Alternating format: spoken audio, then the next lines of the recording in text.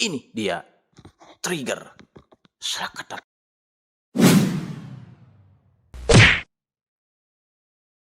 Hari Senin isuk-isuk di Jalan Raya Korea diperlihatkan kemacetan yang disebabkan oleh seorang pengendara yang ketiduran akibat semalam nonton wayang golek. Untungnya seorang polisi bernama Lido tak sengaja lewat dan menangani masalah tersebut. Beralih ke stasiun kereta api, kita bertemu dengan seorang anak muda bernama Jong Tae. Dia masuk gerbong sambil menenteng tas gitarnya. Jangan salah, dia bukanlah pengamen, melainkan seorang mahasiswa yang gak lulus-lulus. Jong Tae dikagetkan oleh seorang pria yang tahu-tahu muncul menawarkannya sebuah pistol. Membuat penumpang asing di pinggirnya panik ketakutan, padahal itu adalah sebuah korek gas yang kebetulan berbentuk pistol. 여기 임산부 배려석인데요. Jong Tae coba menegur pria itu, tapi koploknya si pria tetap gak bergeming. Si wanita hamil juga malah pergi begitu saja, alasan kalau tujuannya sudah dekat, padahal dia hanya tidak mau adanya keributan. Jong Tae pun meneruskan perjalanannya menuju kampus dan sesampainya di kelas, dia dimarahi oleh dosennya karena terlambat. Lalu, 떨어지는 거예요.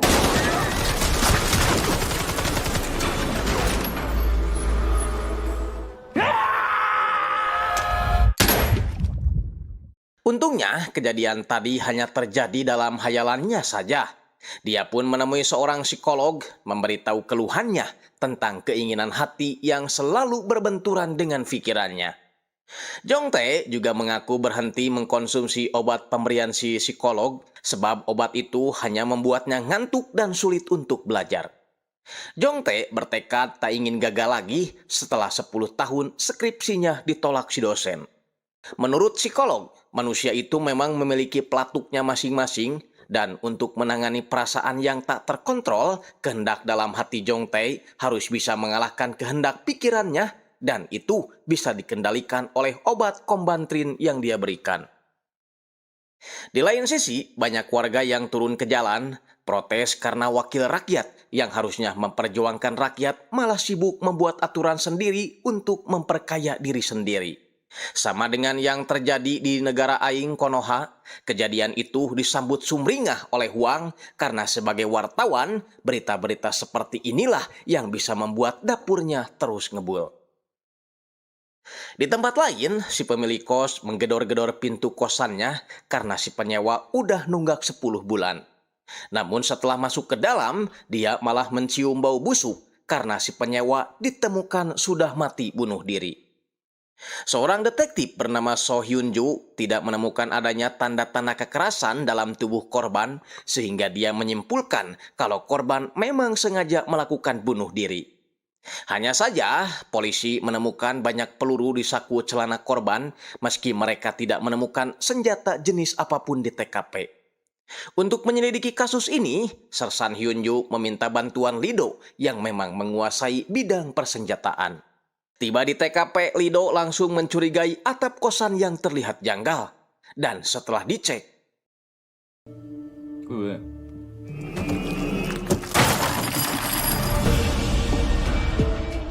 Lido merasa kalau kasus ini bukanlah kasus sembarangan. Malamnya, Jong Tae pulang ke kosannya, kosan kecil di mana kamarnya berdempetan sekali dengan kamar lain yang membuatnya tak fokus belajar karena sering mendengar suara dari kamar sebelah. 진짜 그만 좀 해라. 안부 좀 하자, 제발.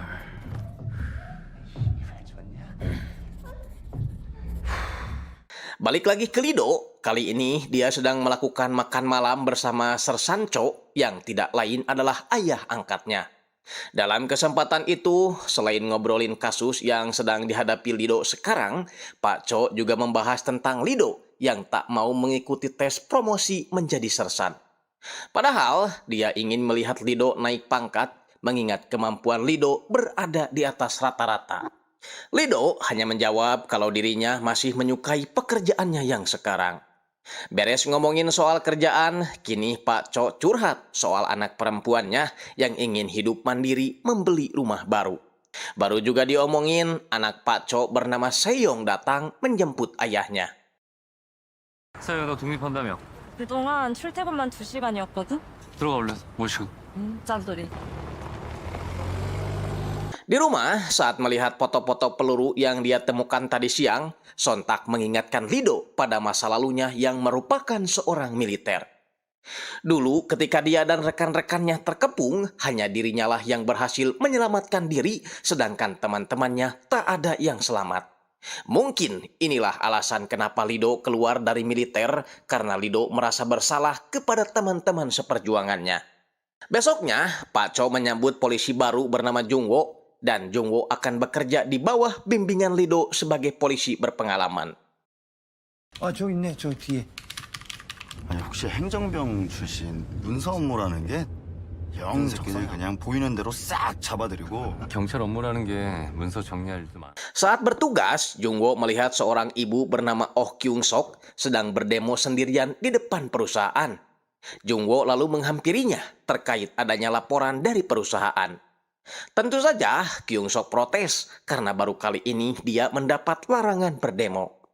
Lido yang melihat itu segera bertindak, dia sama sekali tak mempermasalahkan demonya, asalkan Kyung Sok dapat menjaga jarak tidak lebih dari 20 meter dari perusahaan yang didemonya. Tak berapa lama, direktur perusahaan datang. Kyung Sok yang ingin meminta keadilan atas putranya keburu dicegat oleh satpam yayasan. Jungwo tentu saja bingung mengapa Lido membiarkan ibu itu berdemo. Lido menjelaskan kalau aksi Kyung Sok itu dilindungi hukum. Dia berbuat seperti itu setelah anaknya meninggal ketika bekerja di perusahaan tersebut. Bahkan gaji anaknya waktu itu hanya dibayar sepertiga dari gaji UMR. Makanya dia membiarkan Kyung Sok berdemo agar Kyung Sok mendapatkan haknya. 도와드려요. 어머니 식사 안 하셨죠? 힘이 있으셔야 계속 싸우시죠. 네, 주세요. Kembali ke Jongtae, karena kosannya hanya memiliki satu dapur untuk semua, tak jarang Jongtae sering kehilangan makanannya di kulkas. Seperti yang terjadi saat ini, dia kehilangan semur jengkol dan tumis teri kiriman ibunya di kampung. Jongtae pun mengadukan hal tersebut kepada si pengelola kontrakan, termasuk suara wanita yang setiap malam. Padahal di kontrakan ini sudah ada aturan tidak boleh membawa wanita. Namun alih-alih menangani masalah, si pengelola malah menyalahkan Jongtae yang tak pernah bersosialisasi dengan penghuni lainnya. Membuat Jongtae kesal, apalagi saat hendak pergi ke kamar, penghuni kosan sebelah kedapatan sedang merokok. Jongtae coba menegurnya, tapi karena badannya lebih besar, Jongtae malah kena hajar. 뭐냐? 죽여버린다. Jongtae sempat akan mengambil senjata yang dia sembunyikan di dalam tas gitarnya. Untungnya dia keburu istighfar dan ingat dengan pesan psikolognya bahwa Jongtae harus bisa mengontrol kehendak pikirannya.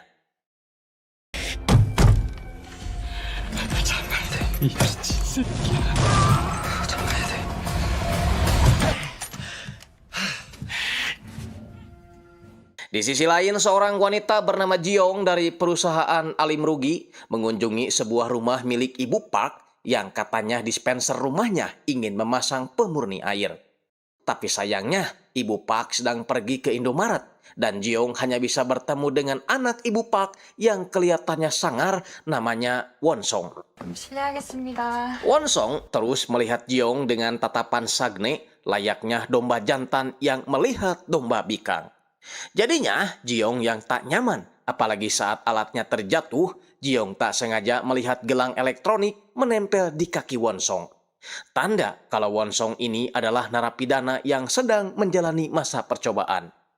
Dan benar saja, Wonsong tiba-tiba saja menutup pintu rumahnya, membuat Jiong ketakutan. Beruntung Lido dan Jungwook keburu muncul, ingin mengecek gelang elektronik milik Wonsong. 그럼 안녕히 계세요. 도지영 씨, 내가 다음에 얼음 나오는 걸로 교체할게. Melihat ekspresi wajah yang panik, Lido langsung memeriksa keadaan Jiong, menyarankannya agar sebelum masuk rumah orang lain, dia harus memeriksa dulu catatan kriminal yang punya rumah. Ternyata si Wonsong memiliki riwayat kejahatan seksual. Dia dihukum setelah memperkeos nenek-nenek di bawah umur. Kesal karena aksinya digagalkan polisi, berniat menusuk Jungwo menggunakan cocolok kompor. 그래 씨 발이다.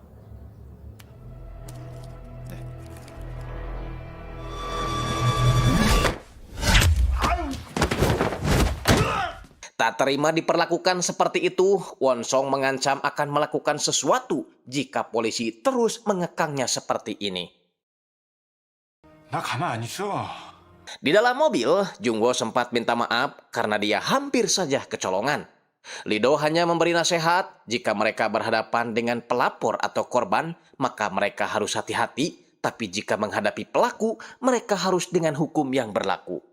Setelah kejadian itu, Jungwo diberi bekal sebuah pistol untuk berjaga-jaga, padahal Lido sendiri sebagai pembimbingnya hanya memakai senjata taser dan itu pun jarang dipergunakannya. Kembali ke Jongtae yang lagi-lagi dibuat kesal karena belajarnya terganggu oleh kos sebelah yang sedang asik main kuda-kudaan bersama si mbak-mbak micet.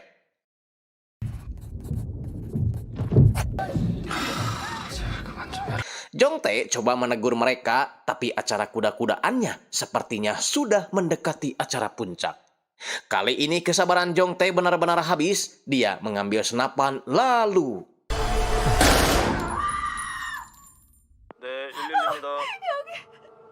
Si wanita yang panik berusaha menghubungi polisi, tapi Jongtae dengan susah payah berhasil merebut ponselnya, kemudian berusaha menjelaskan kejadian sebenarnya pada polisi.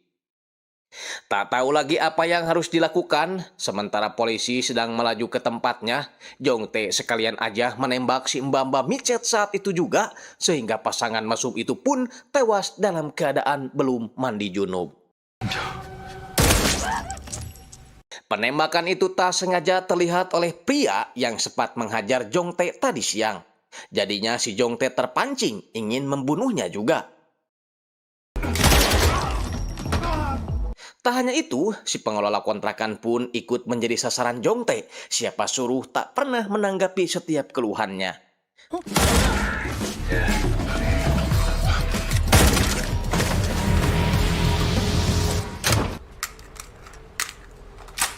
내 멸치젓을 먹은 새끼 누구냐? Nah, sebelum lanjut, di episode 2 kali ini kita akan flashback dulu ke masa Lido Odoleho atau masih kecil. Saat itu Lido yang baru pulang ke rumah telah terjadi perampokan yang menewaskan kedua orang tua Lido serta adik perempuannya. Lido pun ditenangkan oleh Pak Cho yang kasihan melihatnya. Namun saat di kantor polisi, melihat pelaku pembunuh keluarganya masih bisa menyantap roti di dalam sel, Lido kecil langsung mengambil pistol yang ada di meja Pak Cho lalu menodongkan senjata tersebut ke arah si pelaku.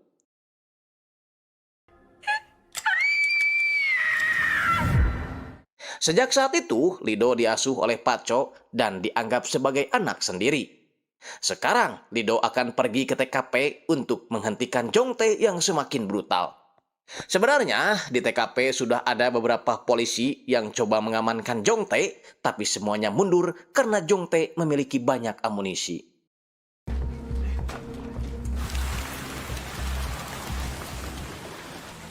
여기 총 버리고 손 들어. 움직이지 마.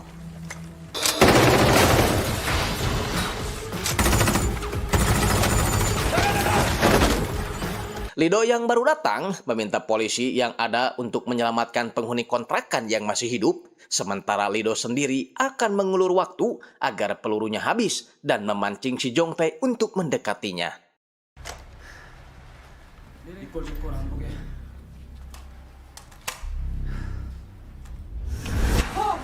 찾았다.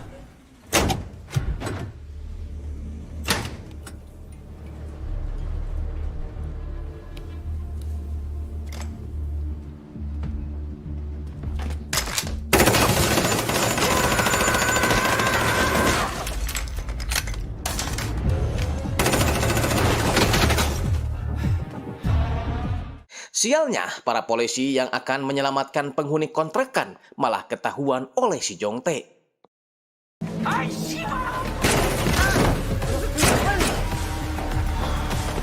Jongtae segera menghampiri polisi yang tak berdaya itu. Untungnya Lido keburu datang.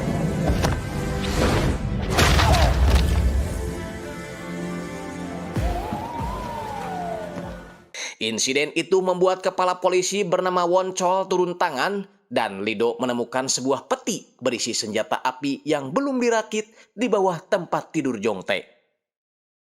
Mereka pun mengumpulkan puing-puing senjata tersebut, meminta Hyunju untuk mencari pakar senjata buat merakitnya. Namun, Hyunju malah memanggil Lido, mengingat Lido adalah mantan militer.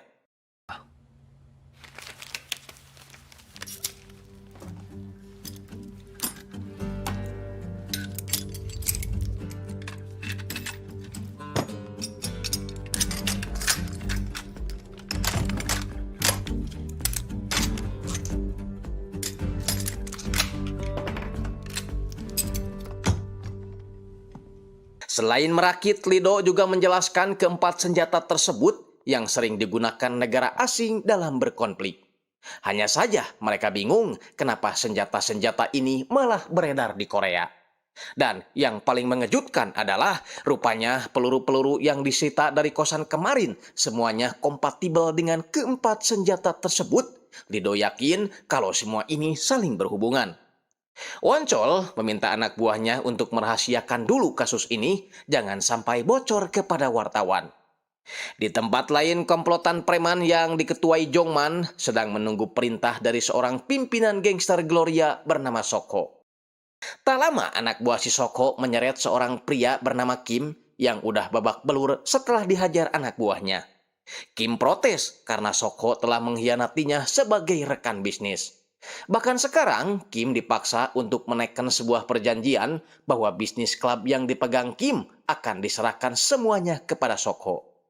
Setelah itu, Kim dimasukkan ke karung goni, lalu dihajar Seonggu yang merupakan tangan kanan Soko. Lalu, setelah semuanya beres, barulah Jongman CS menjalankan tugasnya untuk membuang mayat Kim. Kembali ke Jongtae, dia dimintai keterangan perihal kepemilikan senjata api itu. Jongtae berkata dirinya siap memberitahukan semuanya asalkan Lido yang menginterogasinya. Tanpa basa-basi, Lido menanyakan dari mana Jongtae bisa mendapatkan senjata-senjata itu. Jongtae menjawab dari kurir paket. Dia mengaku hanya memesan satu senjata saja, tapi malah dikirim 4 senjata. Jongtae mengklaim kalau penembakan yang dilakukannya kemarin itu tidak salah karena orang-orang yang Jongtae bunuh adalah penjahat yang tak taat aturan. Jadinya, bisa dibilang Jongtae mempermudah pekerjaan polisi sembari mengingatkan kalau di luaran sana masih banyak orang yang memiliki senjata seperti dirinya. 생각하니까 또 생각나네. 정태 씨 때문에 죽은 사람이 몇 명인 줄 알아요? 그 새끼들은 나한테 미안한 마음 같은 거 있었을까요? 총으로 사람을 쏘는 게 정당될 수가 없어요. 경찰관들이 나쁜 사람들 잡아 쳐넣는 것처럼 전해지는 건데 왜 나한테 그렇게 말해요? 내가 한 일은 당신이 한 일이랑 다를 게 없어. 그렇다고 생각합니까? 총 더 있어요. Pengakuan Jongtae itu sama sekali tidak direspon oleh para polisi, mengira Jongtae sedang memutarbalikkan fakta hanya untuk memusingkan para polisi.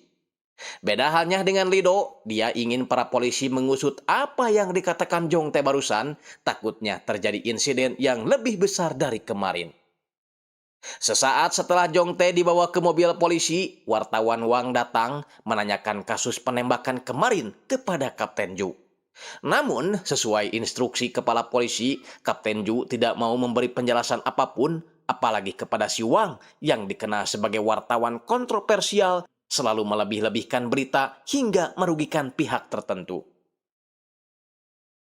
Besoknya, Lido mengajak Jungwo pergi ke kosan tempat pria yang bundir kemarin untuk mencari petunjuk, mengingat peluru yang ditemukan di kosan itu terbilang cocok dengan senjata yang digunakan Jongtae. Beralih ke sebuah sekolah, seorang siswa bernama Kyujin sedang dibully oleh Songjun CS gara-gara Kyujin gagal memotret tubuh para siswi secara diam-diam. Untungnya, temannya bernama Yongdong datang membawakan sekeresek bala-bala buat Songjun CS. Alhasil, karena udah dapat gorengan gratis, Kyujin dan Yongdong untuk sementara selamat dari pembulian.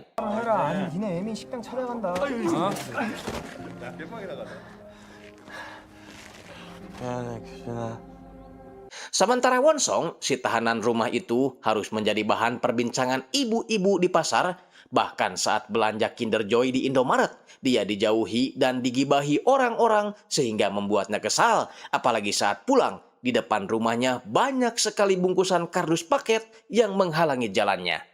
Namun, Wonsong penasaran dengan paket yang dikirim atas nama ibunya sendiri. Wonsong sangat terkejut sekaligus senang karena dia benar-benar dikirimi senjata yang dia inginkan.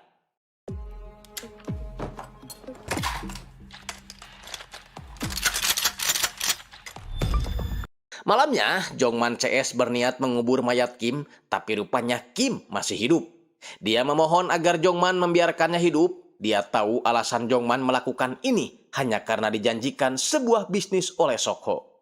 Kim memperingatkan bahwa Soko adalah orang licik dan gak bisa dipercaya. Dia mendengar sendiri bahwa Soko hanya akan memberikan bisnisnya kepada Yonggu, bukan pada Jongman. Dan jika Jongman membiarkannya hidup, maka dia akan memberikan persenjataan yang dia simpan di sebuah klub yang dia pegang sebelumnya. Pokoknya dengan persenjataan itu, Kim yakin Jongman bisa melawan balik Soko CS. Jongman coba menghubungi Soko untuk memastikan apakah perkataan Kim itu benar atau tidak. Tapi si Soko sama sekali tak mengangkat teleponnya. 정말아, 정말아, 정말. Pagi harinya, tanpa gosok gigi terlebih dahulu, Wonsong pergi ke tempat latihan menembak militer yang berada di sebuah bukit untuk melatih tembakannya. Sebagai tahanan rumah, Wonsong juga sibuk menerima telepon dari polisi sebab gelang elektroniknya terpantau keluar wilayah. Wonsong sengaja pergi ke sana agar suara tembakannya tersamarkan oleh militer yang sedang latihan menembak juga. 내 실력 아직 죽지 않았어. Sementara itu, di kantor polisi, Lido masih menyelidiki siapa dalang di balik kasus pemasok senjata api kepada warga sipil dengan mengecek data barang yang lolos bea cukai. Sedangkan Jongman akan menemui Soko di klub yang dikelola si Kim sebelumnya. Bersamaan dengan itu, Wu Tae diam-diam mengecek ke dalam mencari gudang senjata yang semalam dibicarakan si Kim.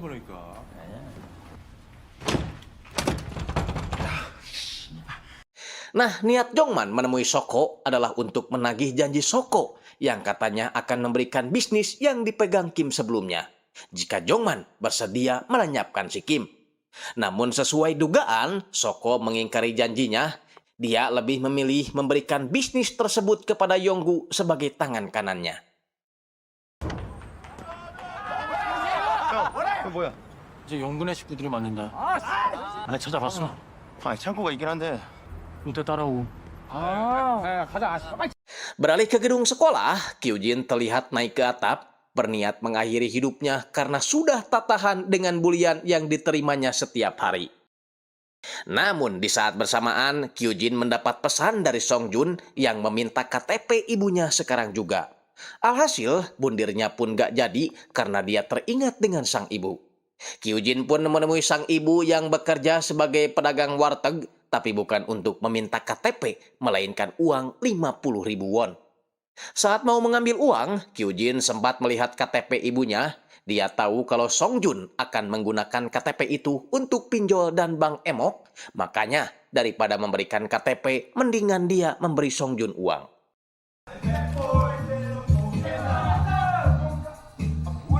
Song Jun tak terima karena dia hanya ingin KTP ibunya, bukan uang.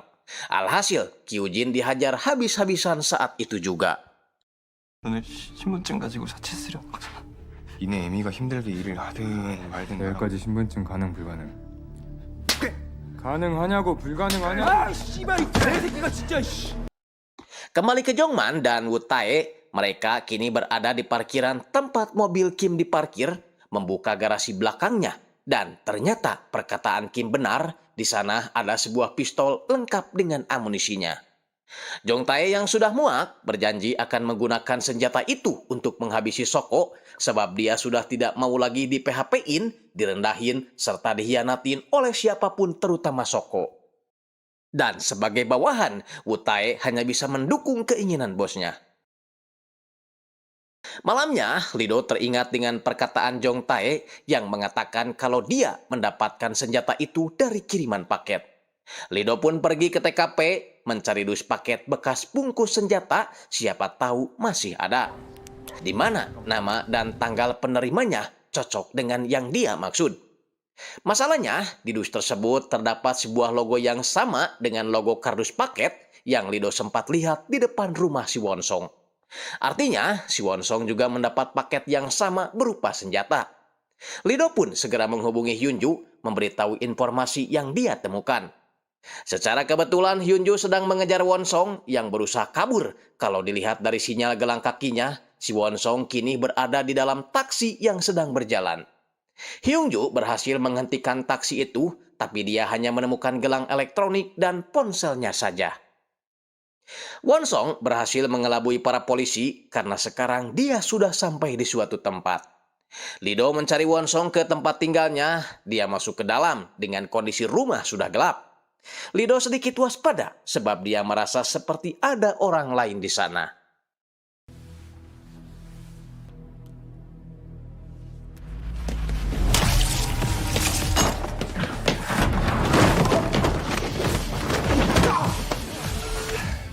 저는 문백입니다. 이제 물건 찾으러 왔어요. Nah, sebelum lanjut, kita lihat terlebih dahulu awal mula senjata-senjata ilegal itu bisa masuk ke negara Korea. Jadi, di sebuah dermaga ada sekelompok organisasi hitam yang berhasil menyelundupkan banyak senjata ke Korea. Dan Kim lah yang menjadi penadahnya. Hanya saja Kim sendiri tidak tahu siapa dalang di balik penyelundupan senjata-senjata itu. Artinya, dia hanya menyediakan tempat untuk senjata-senjata ilegal tersebut disimpan untuk nantinya dikirim secara percuma kepada warga sipil Korea Selatan. 그냥 우리한테 다 맡겨. 뭘 풀고 싶은 거야? Kembali ke masa sekarang, di mana Lido memergoki Moonbaek ada di rumah Wonsong juga. Moonbaek mengaku hanya orang yang pernah dikirim senjata, hanya saja isinya bukan senapan, melainkan hanya peluru saja. Dan di dalam paket tersebut juga ada daftar alamat. Moonbaek mencoba mendatangi alamat-alamat tersebut hingga sampailah dia di rumah Wonsong. Namun sebelum masuk, Moonbaek sempat melihat penghuninya keluar seperti tergesa-gesa sampai dia lupa menutup pintu. Makanya Moonbaek masuk saja dan setelahnya barulah datang Lido memergokinya. Mendengar penjelasan Moonbaek, Lido pun menghubungi kantor pusat untuk mengecek CCTV jalan di area itu. Siapa tahu Wonsong terekam kamera. Tak lama kemudian terlihat ada seseorang di balik pintu. Mengira itu adalah Wonsong yang sudah kembali. Moonbaek pun memadamkan lampu agar penglihatan orang itu kabur dan mereka bisa dengan mudah untuk menangkapnya. Tapi gara-gara dipadamin, orang itu jadi mengetahui kalau di dalam rumah ada orang sehingga dia pun langsung kabur.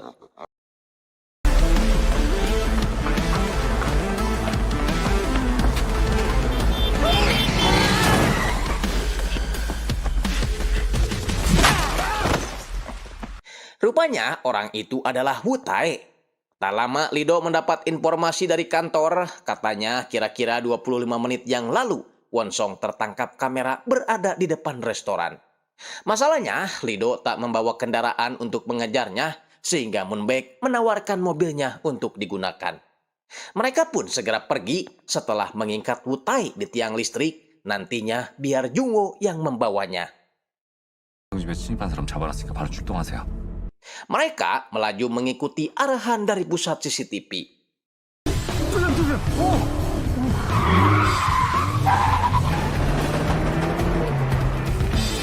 전화성 공원론수 진입 포착했습니다. 현 위치 30m 전. 하세요. 다음은 세탁소 끼고 우회전.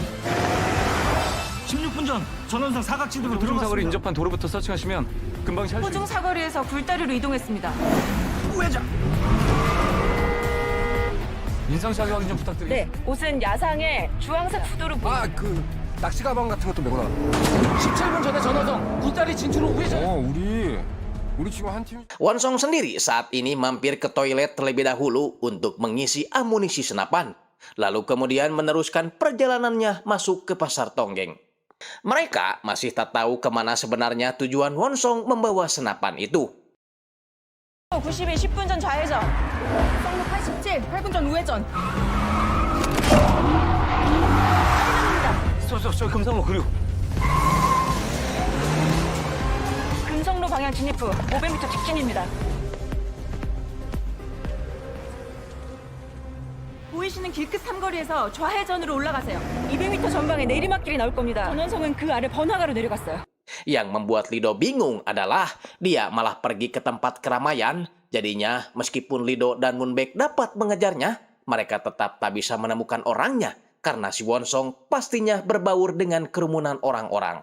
Bahkan sekarang petugas kantor pusat pun kehilangan jejak Wonsong. Saat melihat pelang kantor polisi, Lido seketika teringat saat terakhir kali dia bertemu dengan Wonsong. Kala itu dia sempat menebar ancaman kepada polisi karena sudah semena-mena memasanginya gelang elektronik. Jadi, kemungkinan besar tujuan Wonsong adalah kantor polisi. Dan benar saja, Wonsong terlihat menuju kantor polisi. Lido segera memberitahukan hal itu kepada Kapten Ju dan meminta mereka untuk selalu bersiaga. Wonsong dengan mudah memasuki kantor polisi. Kapten Ju yang panik segera keluar menemui Lido yang baru saja tiba.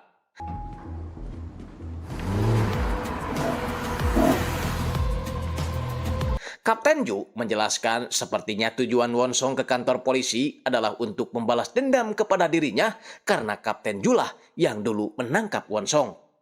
Dikarenakan masih belum percaya pada Moonbaek, sebelum masuk kantor, Lido sengaja memborgolnya terlebih dahulu. Mereka pun segera masuk. Ternyata Wonsong telah menembak 3 orang petugas di sana. 방금 무슨 소리? 너였구나.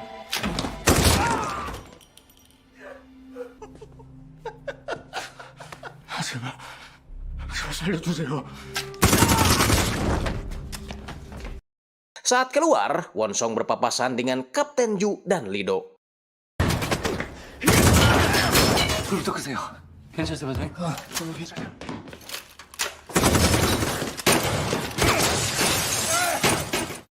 Peluru Kapten Ju hampir habis dan tidak ada senjata yang bisa digunakan lagi kecuali 4 senapan yang menjadi barang bukti insiden penembakan kemarin. Lido mencoba mengalihkan Wonsong sementara yang lain diminta untuk menyelamatkan diri. 제가 시사를 끌 테니까 그 사이 이분들 데리고 뭐 배웠다는 새끼들이 까불고 지랄이야. 니들이 이런다고 살 수 있을 것 같아?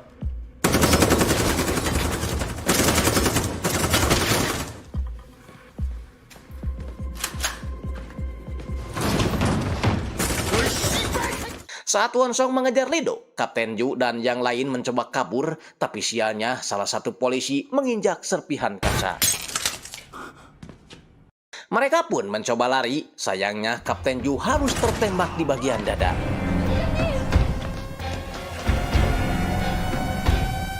Di sisi lain, Lido berhasil keluar untuk mengambil peluru di mobil si Moonbaek, sedangkan Wonsong terus mencari persembunyian Kapten Ju dengan cara mengikuti jejak darah yang tercecer. Kapten Ju sendiri memberikan pistol kepada bawahannya untuk menyerang si Wonsong, biar dirinya yang menjadi umpan. Lido bergegas ke ruangan barang bukti untuk mengambil senapan itu. Saat mempersiapkan senjata, Lido baru sadar kalau dirinya juga terluka akibat terkena tembakan si Wonsong. Di luar, Moonbaek mencoba melepaskan diri dari borgolnya, tak sengaja bertemu dengan wartawan Wang.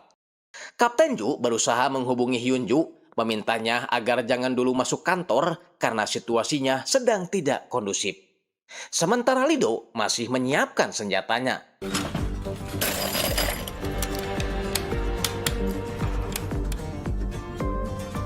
Yah, entah apa tujuan si Moonbaek, dia malah membawa wartawan Wang masuk ke dalam. Selesai menyiapkan senjatanya, Lido malah teringat ketika dia masih di militer, meninggalkan rekan seperjuangannya dalam kepungan musuh.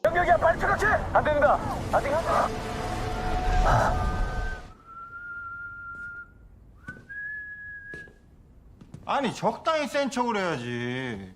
그 개새끼. Akhirnya, Wonsong menemukan Kapten Ju yang sudah tak berdaya, memintanya untuk segera memohon ampun. Tak sadar dari kejauhan, anak buah Kapten Ju yang telah diberi pistol tadi siap menembak Wonsong. 한 대 맞으니까 못 도망가겠냐? 나 이제 너한테 저항할 힘이 하나도. 내 목숨 구걸할 생각.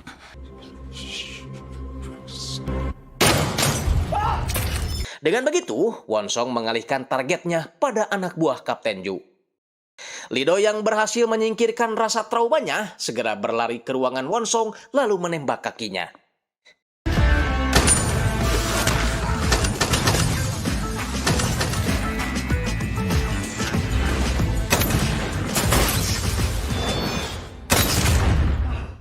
어떤 새끼야, 씨발.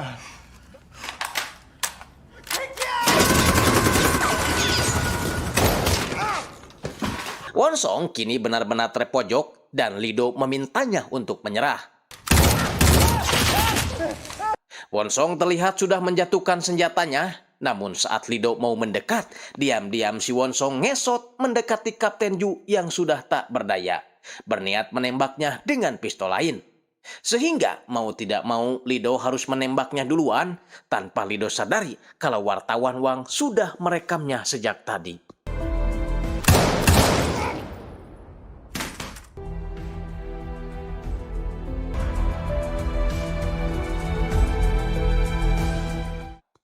Video tersebut akan segera dimuat di semua sosial medianya, membuat atasannya sangat memuji kerja keras Wang. Berjanji akan memberi hadiah sisir kerap jika selanjutnya Wang berhasil mendapatkan informasi mengenai insiden penembakan yang terjadi di kontrakan Gosiwon kemarin. Video penembakan Lido itu kini viral di televisi. Kyujin yang melihat berita tersebut merasa ke-trigger. Seandainya saja dia memiliki senjata api, mungkin dia bisa menghentikan pembulian yang dilakukan Songjun. Untuk itu, dia pun coba mencari tahu perihal jual beli senjata api secara online, yang mana dia menemukan sebuah situs yang menyediakan senjata api secara bebas bahkan gratis. Kita ke kantor polisi. Pagi itu Lido diinterogasi karena diduga telah menggunakan senapan yang menjadi barang bukti polisi. Tidak hanya itu, peluru yang digunakannya pun diduga peluru ilegal yang dibawa Moonbaek. Makanya Moonbaek juga ikut dihadirkan agar sama-sama diinterogasi. Si penyidik sempat menyinggung masa lalu Lido sebagai mantan militer yang selalu ikut di dalam konflik peperangan. Kemungkinan besar penembakan Wonsong kemarin itu memang pelampiasannya saja karena pada dasarnya Lido senang menembak orang. Lido jelas tak terima dengan tuduhan itu sebab masa lalunya tidak bisa dijadikan alasan mereka untuk menangkapnya. 공식적으로 당신이 저격한 사람이 99. 오늘로써 공식 기록 100명. 그 얘기가 왜 나옵니까? 그냥 다 쏴 죽이고 싶었던 건 아닙니까? Untungnya kepala polisi datang, marah kok bisa-bisanya Lido diperlakukan seperti penjahat. Menurutnya tindakan yang dilakukan Lido semalam adalah benar, dia melakukan itu untuk menyelamatkan banyak orang termasuk Kapten Ju. Woncol dengan lantangnya mengibaratkan polisi lain yang berada di situasi Lido, dia yakin polisi itu akan kabur. Beda halnya dengan Lido, dia berani mengambil tindakan itu sendirian. Ya, mendengar pembelaan yang keluar langsung dari mulut kepala polisi, penangkapan Lido pun akhirnya dibatalkan. Di luar, Lido sudah ditunggu banyak wartawan, tapi dia langsung bergegas masuk ke dalam mobil bersama Pak Cho. Pak Cho merasa tersentak mendengar Lido menggunakan senjata api lagi setelah sekian lama Lido menolak diberi senjata. Lido memang gak mau memegang senjata lagi setelah dulu meskipun dia memegang senjata, tapi dia gagal menyelamatkan rekan-rekannya saat berada di negara konflik. Itulah alasan kenapa dia selalu trauma jika melihat senjata. 총 다시 잡은 거 괜찮냐고 막 나서고 그러지 말어. 너 총 들었다 그랬을 때 내가 Di sekolah, Yongdong dipaksa Songjun untuk menagih Kyujin perihal KTP ibunya yang belum diberikan juga. 빨리 신분증 가져와. Nah, akibat penembakan Wonsong semalam, Lido diskors 3 bulan dan pagi itu dia datang ke kantor bukan untuk bertugas, melainkan untuk menanyakan si Wu Tae yang ketahuan mendatangi rumah Wonsong kemarin malam. Katanya, Jungwo sudah mengidentifikasi masalah tersebut. Kemarin dia sudah mendatangi tempat si Wutae diikat, namun Wutae sudah tak berada di tempatnya. Jungwo hanya bertemu dengan segerombolan orang yang kemungkinan besar mereka adalah teman-teman premannya. Karena dulu Wutae sering membuat onar di kota, bahkan belum lama dia baru keluar penjara. Dan katanya Wutae kini menjadi kacungnya si Soko. Lido pun bergegas menemui Soko untuk mencari tahu informasi mengenai si Wutae. Namun sebelum pergi, Lido meminta Jungwo untuk mencari tahu tentang industri Dungwol, tempat kerja Moonbaek. 동월산업 문백. Singkatnya, tanpa mempedulikan penjagaan, Lido pun nyelonong masuk ke dalam markas Glory, menanyakan apakah Soko terlibat dalam pengiriman senjata yang marak akhir-akhir ini. Soko menjawab kalau dirinya tidak tahu menahu soal kasus tersebut, itu bisa dibuktikan dari anak buahnya yang hanya membawa senjata pisau saja. Lido pun mengalihkan pertanyaan, menanyakan hubungan Soko dengan Wutae. Tentu saja Soko tidak mengetahuinya karena Soko hanya berhubungan dengan Jongman. Lido yang tidak menemukan petunjuk apapun mengenai si Wutae memperingatkan Soko, awas kalau dia berani berbohong, gue ancurin markas kalian. 대가리가 있어서 자살은 안 해. 그 말 꼭 지켜요. 난 분명히 경고했으니까. 이 새끼 누구냐? 처음 보는 새끼인데. Setelah itu, Lido pergi ke industri Dongwol untuk menemui Moonbaek. Tapi Moonbaek kebetulan sedang tidak ada, sehingga Lido mendatangi alamat apartemennya, diberitahu oleh Jungwo agar mencarinya di sana. 난데 얘기 좀 할까?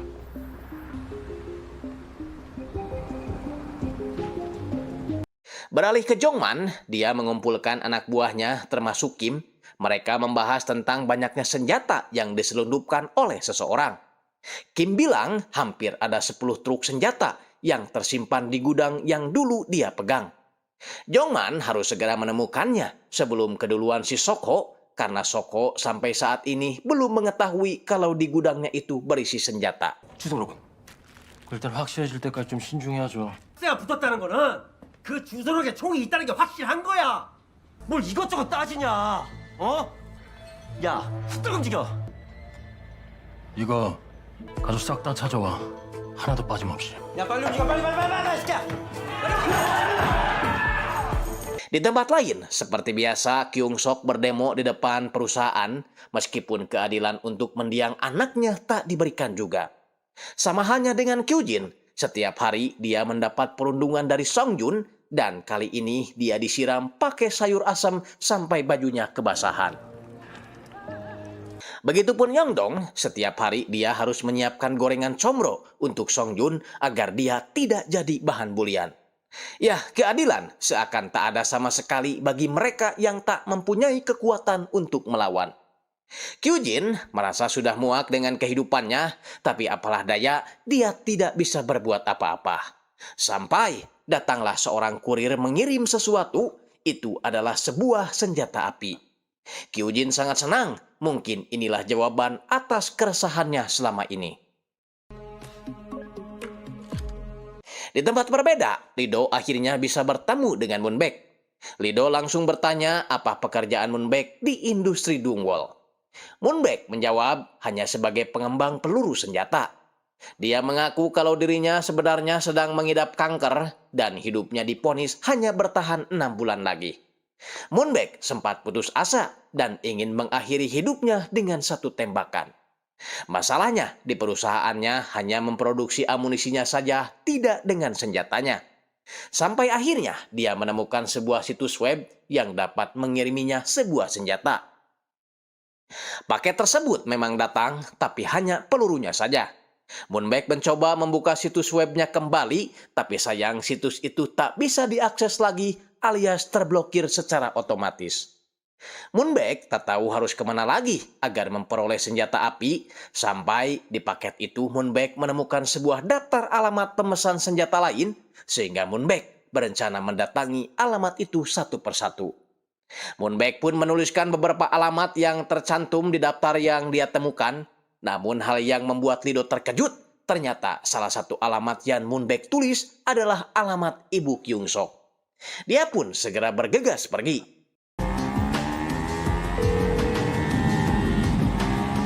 이번엔 뭐길래 언제까지 저것들 피해 다녀?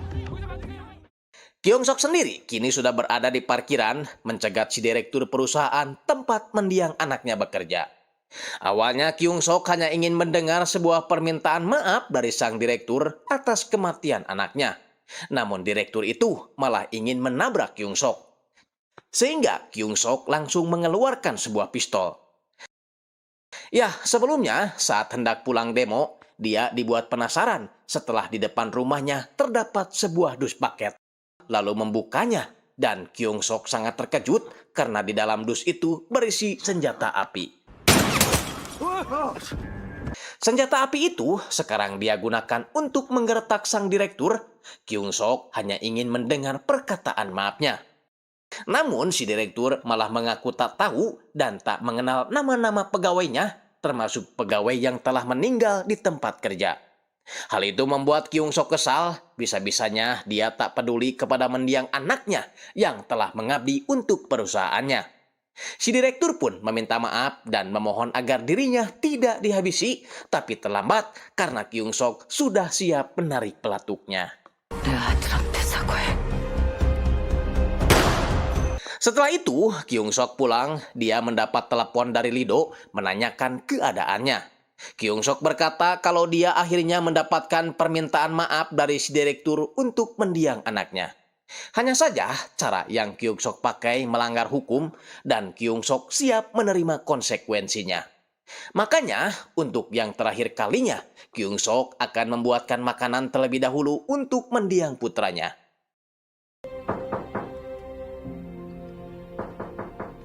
Mengira itu adalah Lee-do, namun ternyata si Woo Tae menanyakan paket senjata pistol yang telah Kyung Sok terima. Nah, Lee-do yang baru datang merasa curiga melihat sebuah mobil terparkir di depan gang rumah milik Kyung Sok. Dia pun meminta Moonbaek untuk tetap di luar mengawasi mobil tersebut, sedangkan Lee-do akan masuk mengecek rumah Kyung Sok. Sebelum masuk, Lee-do coba menghubungi Kyung Sok kembali, namun tak diangkat, meskipun suara ponselnya terus terdengar dari dalam rumah. Tak lama kemudian, teleponnya di-reject, membuat Lee-do semakin merasa curiga.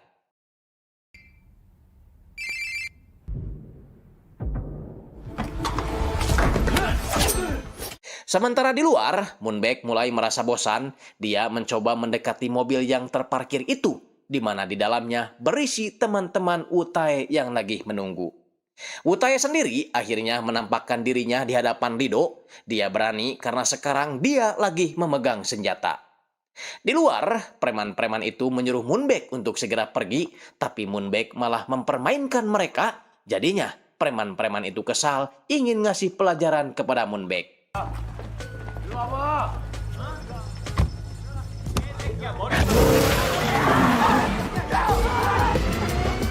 Kembali ke Woo Tae, rupanya di atas sendiri. Di dalam kamar muncul rekan-rekannya yang siap menghajar Lee-do. Tak tahu kalau Lee-do punya jurus si gesit irit.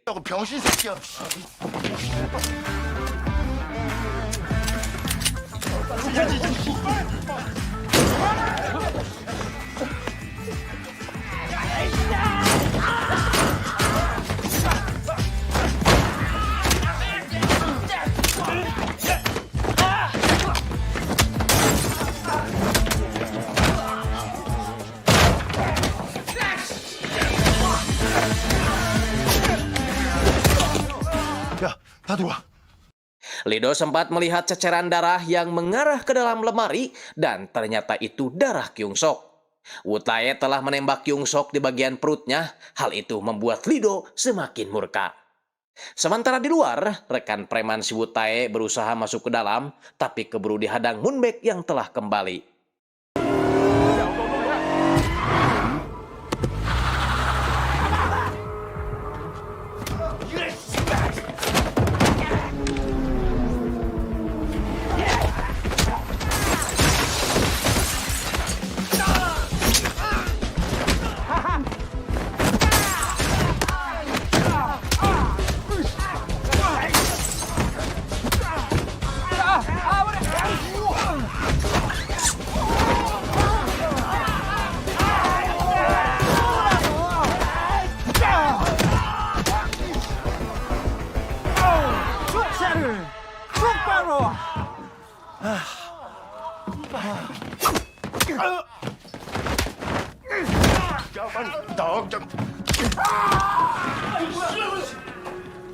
Setelah selesai menangani preman-preman itu, Lido pun segera membawa Kyung Sok ke rumah sakit menggunakan mobil Moonbike. 어머니, 괜찮을 거예요. Ya, rupanya Lido dan Kyung Sok sudah lama saling mengenal. Tak jarang Lido selalu menolong saat Kyung Sok kelelahan saat berdemo. Sama halnya dengan Kyung Sok, dia sudah menganggap Lido seperti anaknya sendiri. Kadang dia selalu memberi makanan buat bekal Lido saat akan bertugas. Makanannya sih biasa, cuma asin sepat sama kangkung. Yang penting kasih sayang mereka tersampaikan. Makanya saat Kyung Sok terluka, Lido dengan sigap membawanya ke rumah sakit. Saat Kyung Sok dibawa ke IGD, Lido jadi teringat pada si Soko, menyangka kalau dialah dalang penyerangan terhadap Kyung Sok.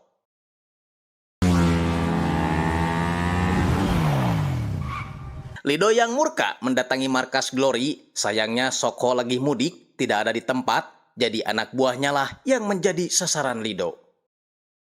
하이, 순경 새끼가 진짜 공석 어딨어? Di tempat lain, Hyungju yang ditugaskan menangani Wutai CS di rumah sakit merasa terkejut, tak menyangka kalau korban Lido bisa sebanyak ini. Dia pun dihubungi Lido yang memintanya untuk memeriksa preman-preman itu apakah membawa sebuah daftar alamat atau tidak.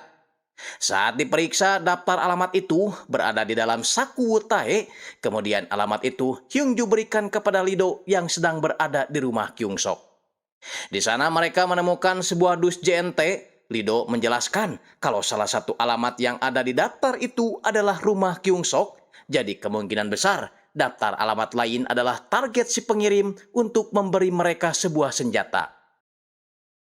Para polisi pun kini mengadakan rapat. Hyunju menjelaskan kalau pelaku penembakan yang terjadi akhir-akhir ini kebanyakan dilakukan oleh warga sipil. Artinya ada orang lain atau organisasi yang memanfaatkan situasi mental para pelaku agar menekan pelatuknya. Hyungju lalu memperlihatkan daftar alamat yang tertera di semua kardus pesanan agar si pemesan saling mengetahui siapa-siapa saja orang yang memesan senjata. Polisi juga yakin si pengirim mendapatkan data pribadi si pemesan secara lengkap dari ponsel mereka karena tim penyidik memang menemukan perangkat berbahaya di ponsel Jongtae, Wonsong, dan Kyung Sok.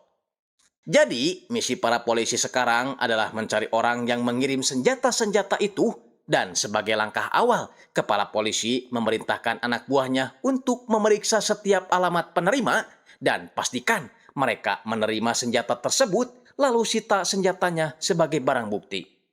Sebelum pergi, Won Cho sang kepala polisi meminta Hyunju untuk menyampaikan pesannya kepada Lido agar berhati-hati mengusut kasus ini, mengingat Lido kini masih dalam masa penangguhan, jadi jangan sampai gerakannya terendus oleh polisi lain.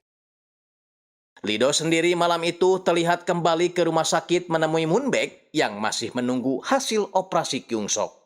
Agak janggal memang dengan si Moonbaek ini, kenal juga kagak, tapi dia dengan senang hati membantu Lido menjaga Kyung Sok. Rupanya, Moonbaek juga adalah orang yang ditinggal ibunya sejak masih bayi, tapi bukannya ditinggal mati, melainkan dibuang oleh ibu kandungnya sendiri. Moonbaek juga tidak tahu apakah nama Moonbaek itu pemberian ibu aslinya atau bukan. Yang jelas, dari kecil dia diasuh oleh pasangan suami istri. Mirisnya lagi, pasangan suami istri itu merupakan komplotan penculik anak-anak yang sering menjual organ tubuh anak-anak yang mereka temukan. Di mana hari itu si penculik mendapat pesanan dari seseorang yang menginginkan satu mata kiri yang segar dari anak yang bergolongan darah AB. Kebetulan, Moonbaek kecil lah yang cocok dengan pesanan tersebut. Hingga waktu itu, Moonbaek kecil hanya memiliki satu mata kanan saja. Nah, karena Moonbaek hanya memiliki satu mata, Moonbaek dianggap tak berguna, bahkan kemungkinan akan berakhir hidup di selokan. Ibu angkatnya pun berinisiatif mengirim Moonbaek ke Amerika. Dia mengira kalau Amerika adalah negara yang memiliki peluang bagus untuk hidup. Syukur-syukur jadi bajak laut atulah punya mata satu mah ya. Namun faktanya tak semudah yang dibayangkan, nasib Moonback di sana lebih buruk daripada hidup di selokan. Organ dalam Moonback rencananya akan diambil oleh sebuah sindikat gelap jual beli organ manusia. Untungnya FBI segera menggerebek tempat itu dan Moonback masih bisa terselamatkan.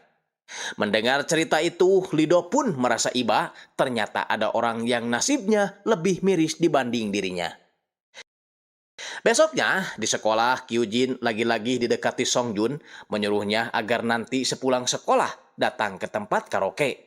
Dia masih ingin meminta KTP ibu Kyujin, tapi kali ini Kyujin sedikit melawan, membuat Songjun emosi. Untungnya, seorang guru melihat kejadian itu, segera menyuruh mereka masuk ke dalam kelas.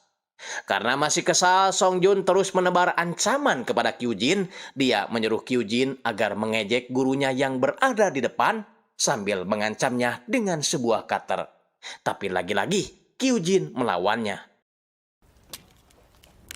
수학 씨발려나. 해. 하라고 이 씨발 새끼야. 야, 이 씨발 새끼야. 내가 하지 말라고 했잖아. 하지 마. 하지 말라고 하지 마. Sementara itu, di markas Glory, Soko merasa kesal melihat anak buahnya dihabisi oleh Lido sendirian. Dia juga bingung kenapa dia disangkut pautkan dengan masalah penyerangan Kyungsok semalam. Namun, saat melihat foto si Woo-tae sebagai pelakunya, Soko mengira kalau Jongman sengaja menjebaknya ke dalam masalah ini. 정만 이 개새끼가. Di tempat lain, Seyong menemui ayahnya, Pak Cho, meminjam uang dengan alasan ingin berinvestasi. Pak Cho agak sedikit keberatan, mengingat nominal yang diminta Seyong cukup besar bagi dirinya yang hanya seorang polisi. Sedangkan di rumah sakit, operasi Kyungsok berjalan dengan lancar, meskipun Kyungsok masih membutuhkan isolasi khusus karena dia mengalami infeksi di organ bagian dalam.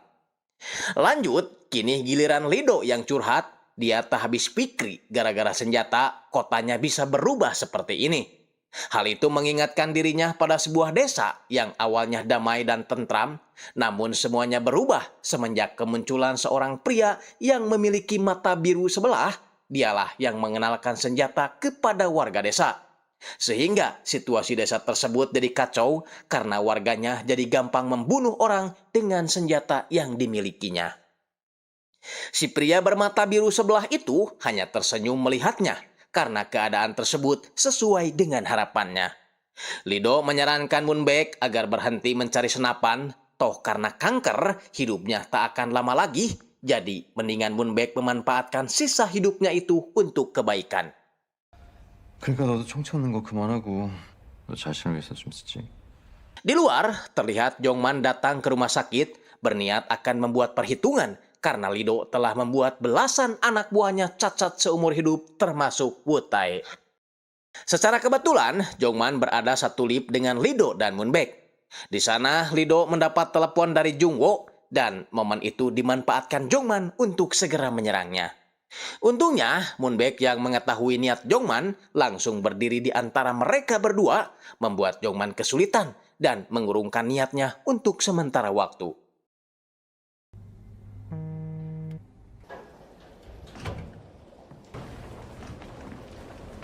Di luar, Lido dan Moonback pun berpisah. Lido dijemput oleh Jungwo menggunakan mobil, tak sadar dengan Jongman yang mengikuti mereka dari belakang. Namun, di tengah perjalanan, Jongman dihubungi Soko, diminta untuk menemuinya sekarang juga. Dengan begitu, Jongman terpaksa putar balik, membiarkan Lido pergi begitu saja. Sementara Moonback, dia pergi ke parkiran untuk mengambil mobilnya. Namun ternyata ada orang asing yang menunggunya di sana.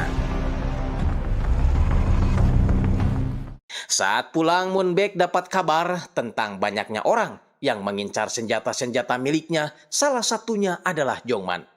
Mereka harus segera mengamankan senjata-senjata yang selama ini disimpan di gudang si Kim, karena kalau keduluan si Jongman, maka mereka akan kesulitan mengambilnya kembali. Ya, dari sini kita jadi tahu kalau senjata yang pernah diomongin si Kim berada di gudangnya itu adalah milik Moonback.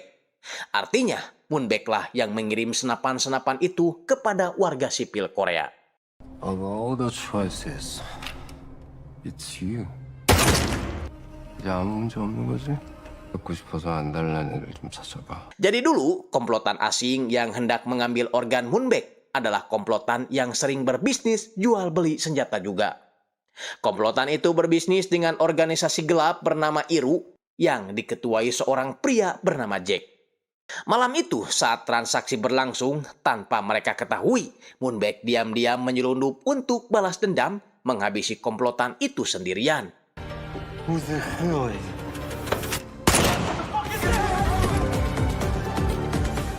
Bukannya marah, si Jack justru memuji keberanian Moonback. Dia masih muda, tapi dapat menghabisi musuhnya itu sendirian. Meskipun Moonback harus tak sadarkan diri setelahnya karena kondisinya sudah lemah. 3 minggu kemudian, Moonback tersadar dari pingsannya. Jack langsung memberinya hadiah berupa mata kanan baru berwarna biru. Dia menamainya dengan sebutan Blue Brown. That's a gift. I hope you like it. Blue Brown. Setelah itu, Moonback diajak gabung ke dalam organisasi gelapnya, bisnis jual beli senjata. Artinya, cerita Lido tentang orang pengacau bermata biru sebelah itu tidak lain adalah Moonback.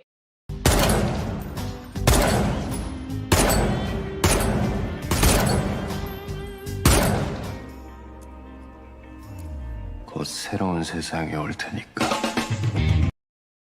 Pada saat itu, Moonback berniat akan mengembangkan pemakaian senjata di negara asalnya, yaitu Korea. Agar jika orang-orang itu mahir menggunakan senjata, maka otomatis mereka akan membeli senjata lagi kepada organisasi IRU. Hal itu membuat Jack menjadi tertarik. Sejenak kita beralih ke si Jongman yang sebelumnya diminta Sokho untuk menghadap. Sokho lalu bertanya tentang gudang penyimpanan senjata. Tapi si Jongman hanya pura-pura bego saja, seakan tidak mengerti dengan apa yang Sokho tanyakan. Sokho pun memperlihatkan foto Wu Tae yang telah ditangkap polisi, tapi si Jongman masih berkelit dengan alasan kalau Jongman tidak mengenali orang di foto itu. Sebenarnya, Sokho tahu kalau Jongman sedang berbohong, namun dia menyuruh Jongman untuk segera pergi dari tempatnya. 알았어. 가봐. Jongman sendiri sebenarnya tahu kalau dirinya kini diincar oleh geng Glory, makanya mereka harus secepatnya menemukan senjata itu. Besoknya, Kyujin lagi-lagi dirundung oleh Songjun. Meskipun belum berani melawan, tapi setidaknya dia terlihat lebih kalem. Hanya saja dia merasa kecewa saat melihat guru seakan tak peduli melihat perundungan terjadi di depan matanya. 조심 좀 하지. 저걸 다 어떻게? 선생님이 괜찮아 보이세요? 저놈의 자식. Di tempat lain, Lido dan Hyungju masih menyelidiki alamat penerima senjata yang rupanya makin kesini makin banyak. Lido coba menanyakannya kepada Moonback, dan Moonback dengan senang hati memberitahukan apa yang dia tahu, meskipun Moonback tahu kalau dirinya kini sedang diselidiki polisi. Tapi dia tak peduli, toh dia sudah memiliki rencananya sendiri. 요새 며칠 보스티를 조사하고 다니고 있습니다. 저희가 조용히 정리할까요? 내가 확인해 볼 게 있으니까. 알겠습니다. 준비 다 끝났습니다. Moonback pergi ke suatu tempat yang mana di sana ada Kyujin dan Yongdong sedang nongkrong di penjual telur gulung. Yongdong menanyakan bagaimana caranya agar dia bisa seperti Kyujin yang mulai berani melawan rundungan si Songjun. Kyujin hanya menyarankan kalau kita tidak berani, maka Songjun tidak akan berhenti membuli mereka berdua. Lalu tiba-tiba sebuah kegaduhan terjadi tak jauh dari mereka nongkrong. Itu adalah para preman yang saling berseteru berebut uncat heudeur.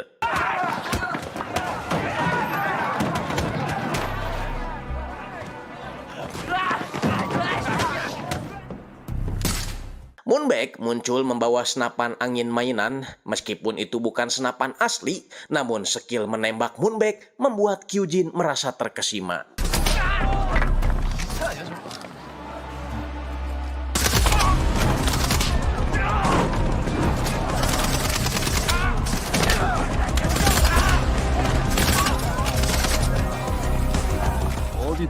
나같이 새끼들이.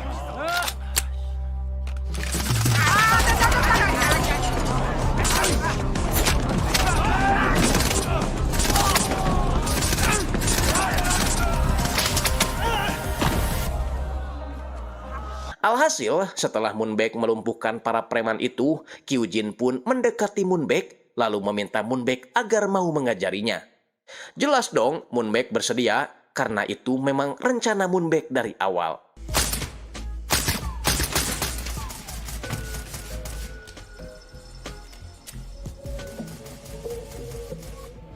너도 싸볼래? Singkatnya, pergerakan pengambilan senjata oleh geng si Jongman rupanya sudah diketahui oleh Moonbaek. Makanya rencana Moonbaek kali ini adalah menghubungi Kim sebagai orang yang bertanggung jawab atas penyimpanan senjata-senjata itu. Tapi kan, ponsel Kim sudah diambil oleh Sokho, sehingga otomatis ketika Moonbaek menghubungi nomor Kim, Sokho lah yang mengangkatnya. Kemudian, Moonbaek langsung menanyakan kardus-kardus yang ada logo merahnya. Katanya, Kim menyimpan kardus-kardus itu di sebuah gudang. Dan saat Sokho periksa, ternyata banyak kardus berlogo merah seperti yang dikatakan Moonbaek. Dan Sokho sangat takjub, ternyata kardus-kardus itu berisi senjata. Moonbaek mengatakan kalau kasus penembakan yang terjadi akhir-akhir ini, semua senjatanya berasal dari sana. Dan sekarang, Moonbaek mengingatkan adanya orang lain yang sedang mengincar senjata-senjata itu tidak lain adalah Jongman. Moonbaek meminta Sokho agar berpikir tindakan apa yang harus Sokho lakukan dengan senjata-senjata itu.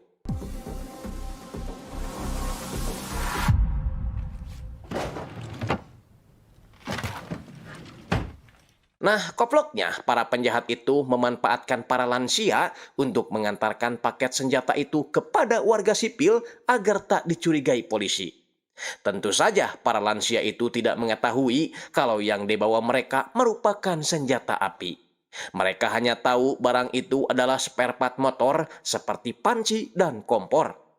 Sedangkan Kyujin, sebelum pergi ke sekolah, dia berpamitan dulu sembari memeluk sang ibu. Satu hal yang tidak biasa dilakukannya, seolah hari itu adalah hari terakhir bertemu dengan ibunya. 지금 막 학생이 총을 가지고 학교를 Beralih ke Moonbaek, dia menemui Lido, memberikan daftar alamat penerima paket sesuai permintaan Lido. Moonbaek merasa tak percaya dari daftar penerima paket itu, di antaranya merupakan siswa SMA. Moonbaek pun menyuruh Lido untuk segera mendatangi sekolah tersebut. Di sekolah, Kyujin masih bersiap-siap menunggu Songjun yang masih nongkrong di toilet. Sedangkan gerbang sekolah tahu-tahu sudah ada yang menggembok entah ulah siapa. Kyujin masih menyimpan senjatanya di dalam tas, namun tiba-tiba ketua murid memanggilnya, katanya wali kelas meminta Kyujin untuk segera menghadap. Nah, di toilet, Songjun CS sudah merencanakan sesuatu untuk menjahili Kyujin. Dia akan memasukkan sampah yang ada di toilet itu ke dalam tasnya. Sementara itu, Lido masih di perjalanan menuju sekolah. Dia menghubungi Hyungju agar merapat ke sekolah juga. Tak lupa dia juga menghubungi pihak sekolah, memberitahukan perihal tersebut. Makanya, sang guru yang tadinya ingin bicara dengan Kyujin meminta Kyujin kembali ke kelas saja. 다시 올래? 네. 미안. Tak sengaja, Kyujin melewati kelas Yongdong, yang mana rupanya Yongdong sedang dihajar oleh pembuli. Membuat Kyujin emosi, segera pergi ke kelasnya, ingin mengambil senapannya yang ada di tas.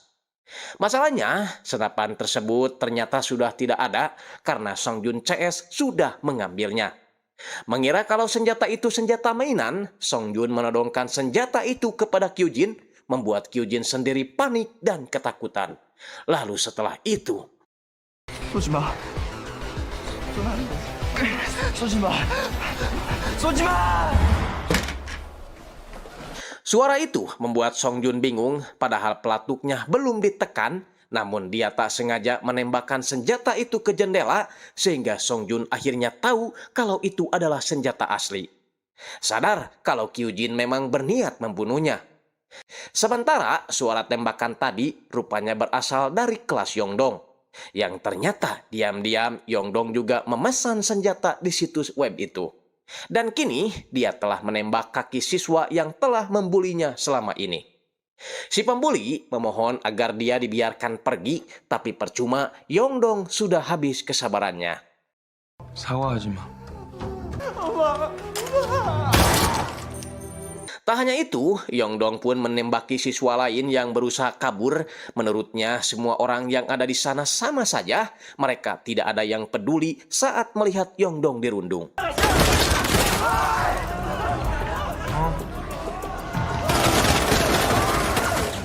Yongdong menemui Kyujin dan memberikannya sebuah pistol, mengajaknya untuk menghabisi semua orang yang ada di sana. Mereka tak bisa keluar dari sana sebab Yongdong lah orang yang menggembok gerbang itu dengan rantai. Namun tiba-tiba Kyujin merasa ragu untuk melakukan hal itu.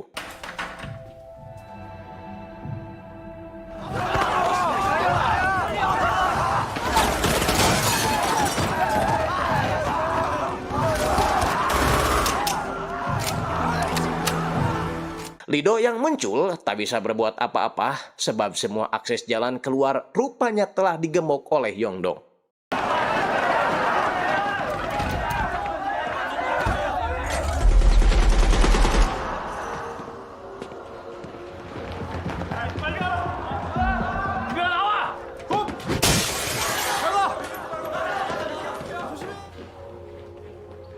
Siswa yang tidak berhasil keluar memutuskan bersembunyi di perpustakaan. Dan Yongdong terus mengincar Songjun CS karena mereka yang telah membulinya selama ini.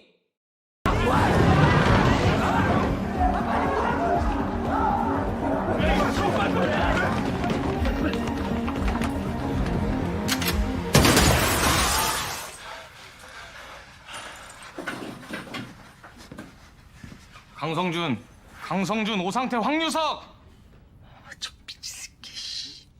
Guru kepala yang ikut bersembunyi mencoba menenangkan Yongdong, tapi Yongdong malah semakin murka sebab selama ini tak pernah ada tindakan sekalipun dari guru-guru meski Yongdong sudah melaporkan perundungan itu ke pihak sekolah.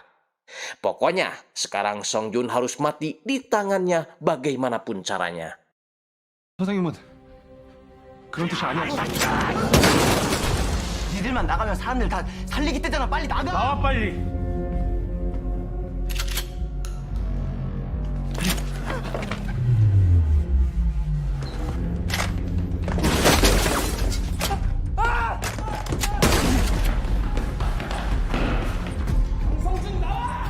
Yongdong berhasil menemukan Songjun dan hendak menembaknya.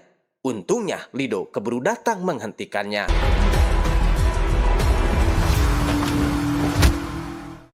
Lido meminta semuanya agar segera keluar karena keadaan sudah aman.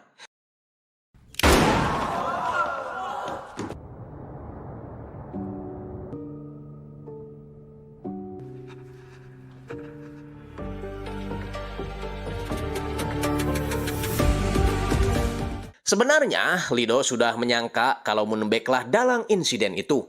Karena sebelumnya, Jungwo telah menemukan kecurigaan pada Moonbaek. Entah kenapa dia selalu hadir di semua alamat daftar si penerima senjata. Jadi kemungkinan besar memang dialah pengirimnya. Dia jugalah yang mempersilahkan Kyujin masuk ke perpustakaan, tujuannya agar Kyujin menembak Songjun. Namun, entah kenapa sekarang Kyujin malah peperanjengan seperti tak mampu untuk menekan pelatuknya. Lido berusaha menenangkannya bahwa apa yang akan Kyujin lakukan pada akhirnya akan merugikan Kyujin sendiri. Lido meminta Kyujin untuk menceritakan penderitaan yang Kyujin alami karena semuanya belumlah terlambat. Akhirnya, Kyujin mau menyerahkan pistolnya. Sambil menangis, Kyujin bercerita kalau Songjun sangatlah bejat.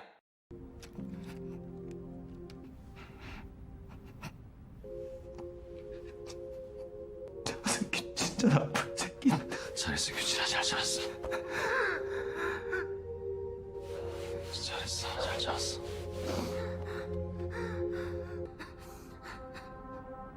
Bersamaan dengan itu, para orang tua murid datang melihat anak-anaknya dan siswa yang masih selamat segera ditangani petugas kesehatan. Ibu Kyujin yang datang juga ke sana seakan tak percaya melihat anaknya dimasukkan ke mobil polisi. 아니라고 해. Lido melihat Moonbaek dari kejauhan, tak menyangka dia yang dari awal membantunya ternyata dalang dari semua ini. 내가 전원성 앞에 꼭 데려다 줄게. 그 사람들한테는 그게 진짜 정이었을 수도 있잖아. 종이 한 장이랑 총알만 가득 들어있었어. 요즘 애들은 학교에 폰 제출하잖아. Karena sudah dipastikan bahwa Moonbaek lah pelakunya, Hyung-ju pun mengumpulkan polisi untuk segera menangkapnya. Namun tiba-tiba saja Moonbaek menghilang seperti memiliki ajian halimun. Tak lama, Lido mendapat pesan dari Jungwo bahwa Moonbaek yang bekerja di industri Dungwol rupanya bukan Moonbaek yang mereka maksud dan sepertinya mereka telah dikelabui. Lido pun bergegas pergi ke apartemen tempat Moonbaek tinggal, namun di sana sudah tidak ada siapa-siapa. Hanya saja di kamarnya ada sebuah paket senjata beserta daftar alamat pemesan.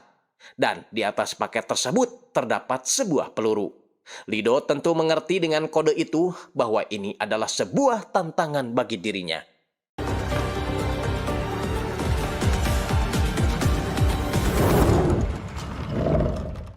Rentetan berita penembakan itu pun viral dan sudah menjadi bahan pergosipan masyarakat. Dan pihak kepolisian meresponnya dengan mengadakan jumpa pers meminta para wartawan untuk tidak berspekulasi macam-macam karena polisi akan segera menindaklanjuti permasalahan ini. Di tempat lain, geng Glory mengumpulkan semua petinggi geng di tiap tempat.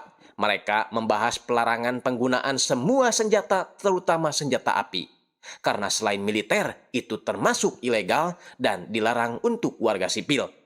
Meskipun pekerjaan mereka melanggar hukum, namun mereka juga harus taat pada negara. Soko yang mendengarkan peraturan itu menjadi bingung karena dirinya punya banyak senjata di gudang Kim. Dia pun terbesit sebuah rencana, namun entah apa rencananya, yang jelas dia meminta anak buahnya untuk menghubungi Lido. Lido sendiri saat itu memergoki kepala polisi Wonchol sedang memarahi bawahannya yang tak becus menangkap Moonbaek.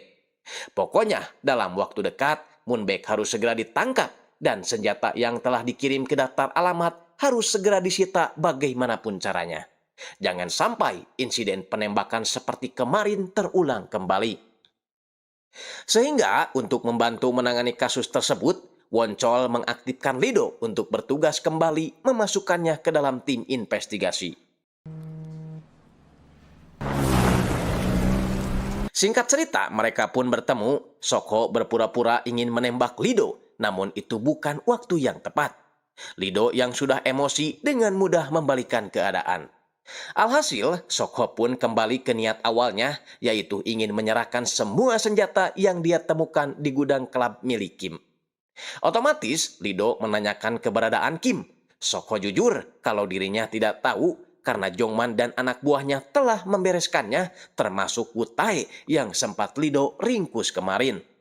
Tujuan Soko memberitahukan kepada Lido hanya karena Soko tidak mau terlibat dalam kasus itu. Dia yakin Jongman CS mungkin saat ini sedang mencari senjata tersebut dan niat Soko hanya ingin menjerumuskan Jongman ke dalam penjara. 총이랑 아무 상관도 없어. 내가 100% 협조할 테니까. 오케이? Beda halnya dengan petugas yang mendatangi daftar alamat itu, mereka masih belum bisa menemukan satu senjata pun. Alhasil, komisaris turun tangan langsung menangani masalah ini dengan membuat investigasi gabungan.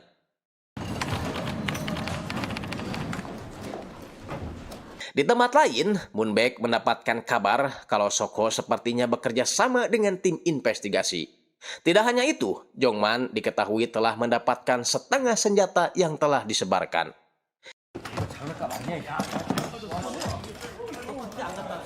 Jongman sudah merasa sakit hati kepada Soko karena sebelumnya dia telah dipanggil oleh Soko memberinya sebuah tugas yang cukup beresiko. Jongman ingin salah satu bisnisnya diberikan kepadanya, anggap saja sebagai imbalan atas tugas yang beresiko itu. Namun Soko lagi-lagi enggan memberikannya. Jongman harus tetap setia menjadi kacungnya. Sehingga dengan senjata-senjata yang dimiliki Jongman sekarang, dia berniat menghabisi Soko, hanya saja dia menunggu momen yang tepat. Tak tahu, padahal Jongman sendiri sudah dilaporkan Soko kepada polisi, termasuk Kim, orang yang terlibat menyimpan senjata-senjata itu. Wancol meminta tim investigasi gabungan untuk bekerja sama menangkap Moonbaek secepatnya karena dia adalah dalang semuanya. 합수부의 수사 상황 전부 공유해. 저라도 먼저 총부터 찾아내야 합니다. 그걸 막는 게 우리 일입니다. 결제 부탁드립니다. 이도순경이 파악한 총기 유포자입니다. Di saat semua polisi bersiaga atas kasus ini, Pak Cho merasa cemas karena nomor ponsel Seong anaknya tak kunjung aktif akhir-akhir ini. Ternyata Seong telah tertipu oleh agen perumahan, padahal uang yang didepositkan adalah uang pensiunan ayahnya. Membuat Seong merasa bersalah. 그 돈 없으면 죽어요. 저 제발 한 번만 살려주세요. 그 돈 우리 아빠가 평생인데 제발 한 번만 살려주세요. Di lain sisi, Soko mendatangi markas Jongman CS ingin berbicara empat mata mengenai Kim.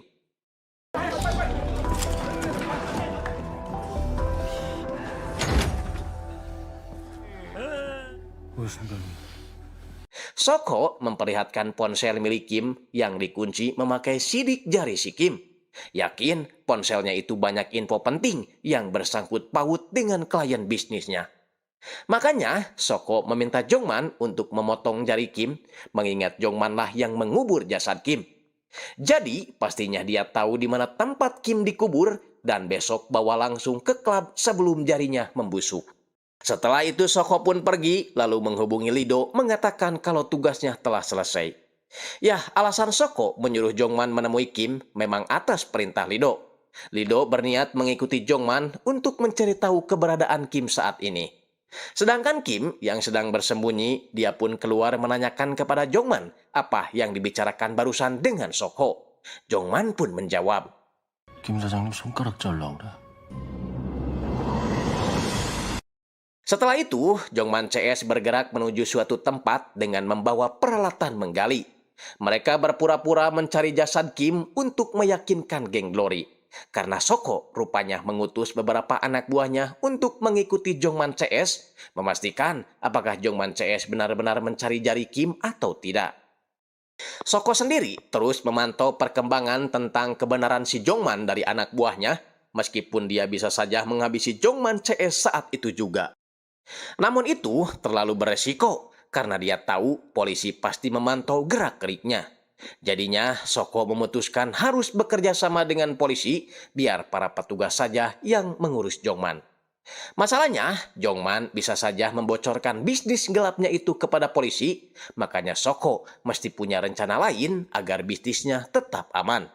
Yaitu dengan cara Soko harus melenyapkan Jongman terlebih dahulu, lalu setelah itu biar polisi yang mengurusnya. Dengan begitu, polisi tidak akan meminta keterangan apapun.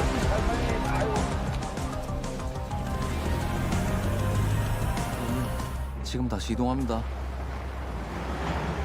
Jongman lalu mandi di pemandian umum untuk menghilangkan keringatnya setelah menggali tanah dari pagi.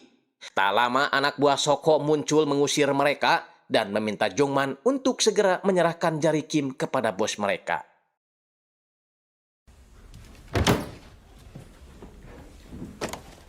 Jongman pun pergi lalu diikuti petugas polisi secara diam-diam. 클럽으로 이동 시작합니다. 총기 사고 발생할 수 있으니까 다들 긴장하고. Di klub, Soko sudah bersiap menyambut kedatangan Jongman. Namun ternyata yang datang malah Kim yang memakai pakaian Jongman membuat Soko terkejut. Jadi kemarin sebenarnya Jongman tidak berniat memotong jari Kim, tapi dia meminta Kim sendirilah yang mendatangi Soko dengan dibekali sebuah senjata api. Sehingga sebelumnya, saat Jongman hendak mengganti pakaian, dia memberikan pakaian itu kepada Kim, berpura-pura menjadi dirinya untuk menyelesaikan permasalahan mereka. Jongman sendiri akan mengurus anak buah Soko yang ada di sini.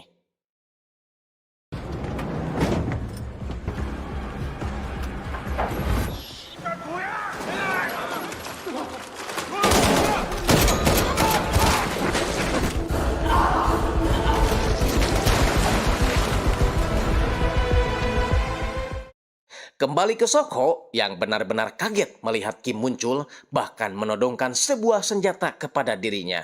나는 너한테 뒤통수 맞고 너는 정만이한테 맞고.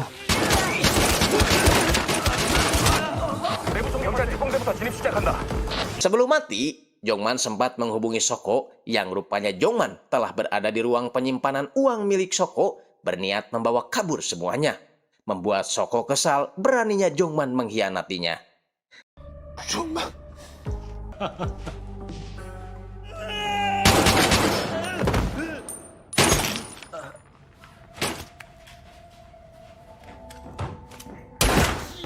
그만 좀 써. 죽자의 씨발 새끼야. Hyungju bersama petugas lain masuk mengecek keadaan di dalam. Bingung, rupanya yang baku tembak dengan Soko bukanlah Jongman, melainkan Kim.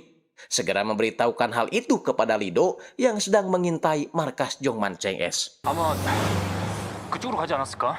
Lido pun bersiap untuk menyergap mereka, menyiapkan persenjataan, serta memakai rompi anti badai.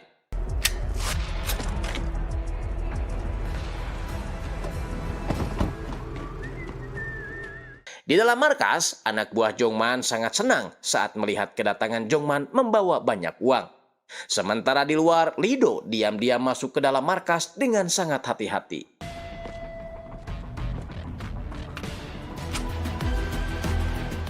Saat di depan pintu, tak sengaja salah seorang anak buah Jongman keluar hendak membeli korek api. Sehingga Lido yang berpapasan dengan orang tersebut terpaksa menembak bagian kakinya. Masalahnya, suara tembakan itu terdengar ke dalam markas. Alhasil, mereka pun menyadari ada polisi yang akan menggerebek mereka.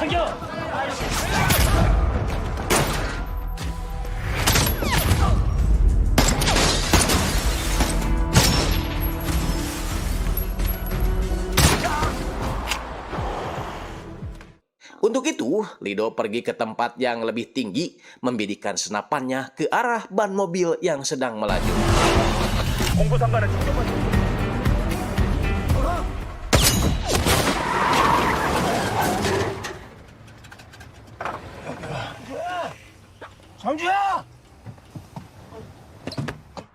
Tak cukup sampai di situ, Lido juga mengarahkan bidikannya kepada Jongman yang mencoba kabur.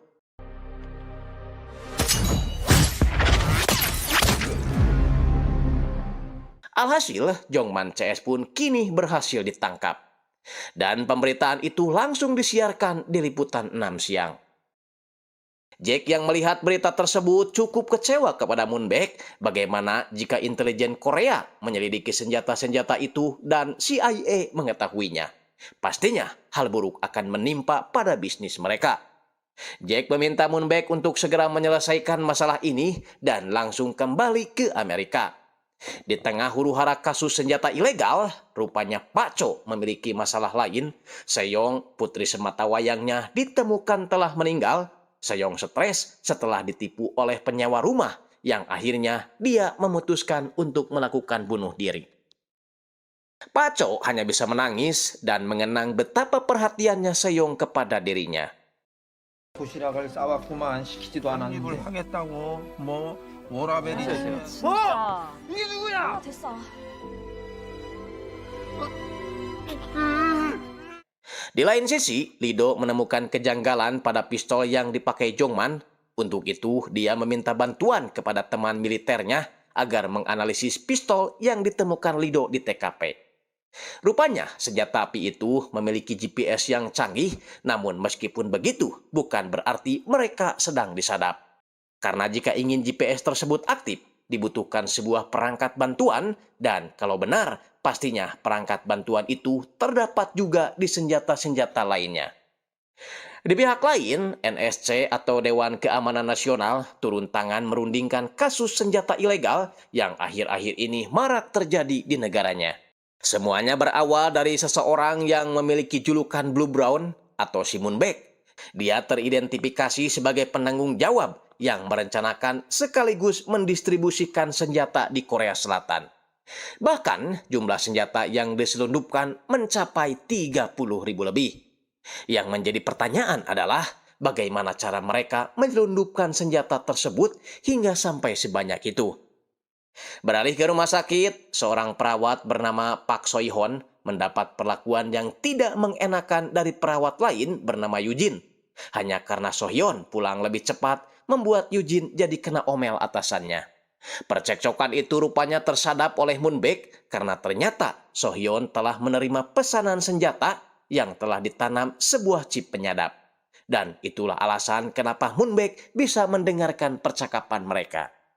Tak hanya itu, untuk meneruskan rencananya, Moonbaek juga mengundang wartawan Wang untuk mengambil beberapa gambar kedahsyatan sebuah senjata api, agar semua orang bisa melihatnya dengan tujuan agar warga Korea ke-trigger untuk memilikinya. 으로 세상을 바꾸겠다는 그런 말씀하시. 이 총의 진짜 위력이 뭔지 알아? 이 총소리는 금방 500m를 퍼져나가면서 안타까운 사연을 갖고 있는 사람들 그 울분에 공감할 수 있게. Balik lagi ke Lido yang akhirnya menemukan GPS atau sebuah chip penyadap suara di semua senjata yang telah mereka sita. Lido lalu menghubungi Hyunju menanyakan apa yang ditemukannya kali ini. Hyunju menjawab gak semua chip dalam senjata itu diaktifkan oleh pengirimnya. Kebanyakan si pengirim hanya meretas ponsel si penerima senjata. Lido juga mendatangi markas NSC dan Hyunju memperkenalkan Lido kepada pimpinannya. Menurut pihak NSC, organisasi IRU selalu sengaja menyimpan banyak peluru di dekat orang yang tewas, sebagai penanda kalau mereka sudah bergerak mengincar targetnya. Makanya, kalau kita ingat ke belakang, semua insiden penembakan dimulai dari ditemukannya banyak peluru, contohnya di kosan seorang pria yang mati bunuh diri. Hyunju yang telah menyelidiki korban bunuh itu akhirnya mengetahui kalau si pria merupakan komplotan sindikat jual beli organ manusia. Ya, pria itu adalah orang yang mencokel mata kiri Moonbaek saat kecil dan dia tewas bukan karena bunuh diri, melainkan dibunuh oleh Moonbaek sebagai balas dendam. 안 변했네. Setelah mendengar penjelasan Hyunju, Lido pun menyampaikan investigasinya perihal penyadap yang dipasang di setiap senjata api yang tersebar. Mungkin kalau mereka bisa meretas senjata itu, kemungkinan besar mereka bisa menemukan markas Moonbaek. Karena pastinya penyadap di setiap senjata akan mengarah ke markas organisasi IRU. Tak lama kemudian, Moonbaek tiba-tiba muncul di monitor NSC. Dia mengaku sudah mendengar semua obrolan mereka karena di ruangan itu ada senjata yang sudah dipasangi chip penyadap oleh Moonbaek. Tapi Moonbaek tak akan membahas soal itu. Dia hanya ingin memberitahukan bahwa ada satu orang lagi yang telah menerima paket senjata darinya. Jelas dong Lido kaget karena orang yang menerima paket senjata itu adalah Pak Cho. Pak Cho sengaja memesan senjata karena dia ingin membalas dendam pada orang yang telah menipu putrinya. Ditambah lagi, penipu itu tidak dihukum dengan berat. Lido pun segera beranjak pergi ke tempat Pak Cho, sementara petugas lain pergi ke tempat Moonbaek setelah berhasil melacak kontaknya. 계속 알려줘. 네, 알겠습니다.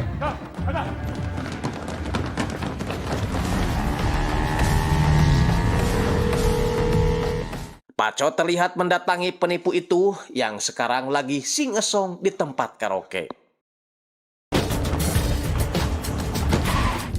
블루브랑 위치 어떻게 됐어?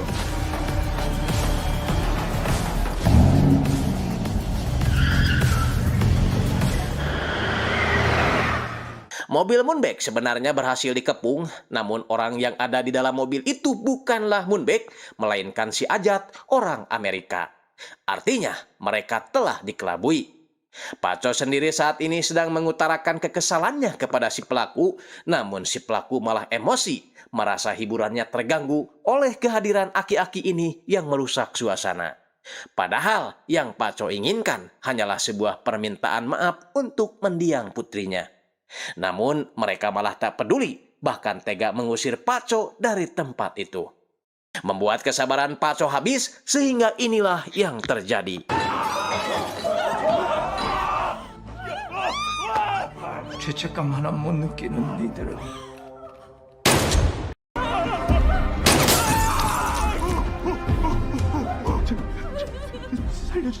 Pelaku yang telah tertembak berusaha meraih pistol Pak Cho dan situasi itu dimanfaatkan pelaku satunya lagi untuk melarikan diri. Paco menembakkan pistolnya ke udara, membuat orang-orang di sana panik dan situasinya semakin chaos. Si pelaku sempat terpojok, bersamaan dengan itu polisi pun berdatangan dan si pelaku terus memohon agar dirinya dibiarkan hidup. Situasi tersebut rupanya disiarkan secara langsung oleh wartawan Wang sesuai dengan perintah Moon Baek. Tak berapa lama Lido muncul, berusaha membujuk Paco bahwa semua yang Paco lakukan tidak akan mengembalikan Seyong. Mengingatkan perkataan Paco dulu kepada Lido saat masih kecil ketika Lido hendak menembak pelaku pembunuh keluarganya. Paco berkata bahwa mengakhiri hidup seorang penjahat justru mempermudah hukumannya. Biarkan para penjahat menerima hukumannya dengan cara dipenjara, itu akan membuatnya tersiksa selama hidupnya. Dan jika ada yang mengatakan bahwa menembak penjahat itu akan merasakan kelegaan, itu adalah salah, karena pastinya kita sendiri yang akan mendapatkan hukuman. Karena perkataan Paco lah, akhirnya Lido berhasil keluar dari rasa dendamnya dan bahkan berhasil menjadi seorang polisi. Mendengar hal itu membuat Paco akhirnya mengurungkan niatnya untuk membunuh pelaku penipuan itu. Dan hal itu juga yang tidak diinginkan Moon Baek. Moon Baek keluar dari persembunyiannya lalu menembaki semua polisi termasuk Lido dan Paco.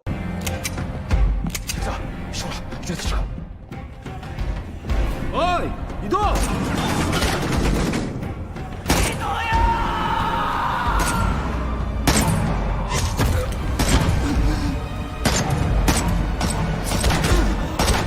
Paco tewas saat itu juga, beda halnya dengan Lido, karena dia mah pemeran utama, jadinya masih hidup meski terkena banyak tembakan.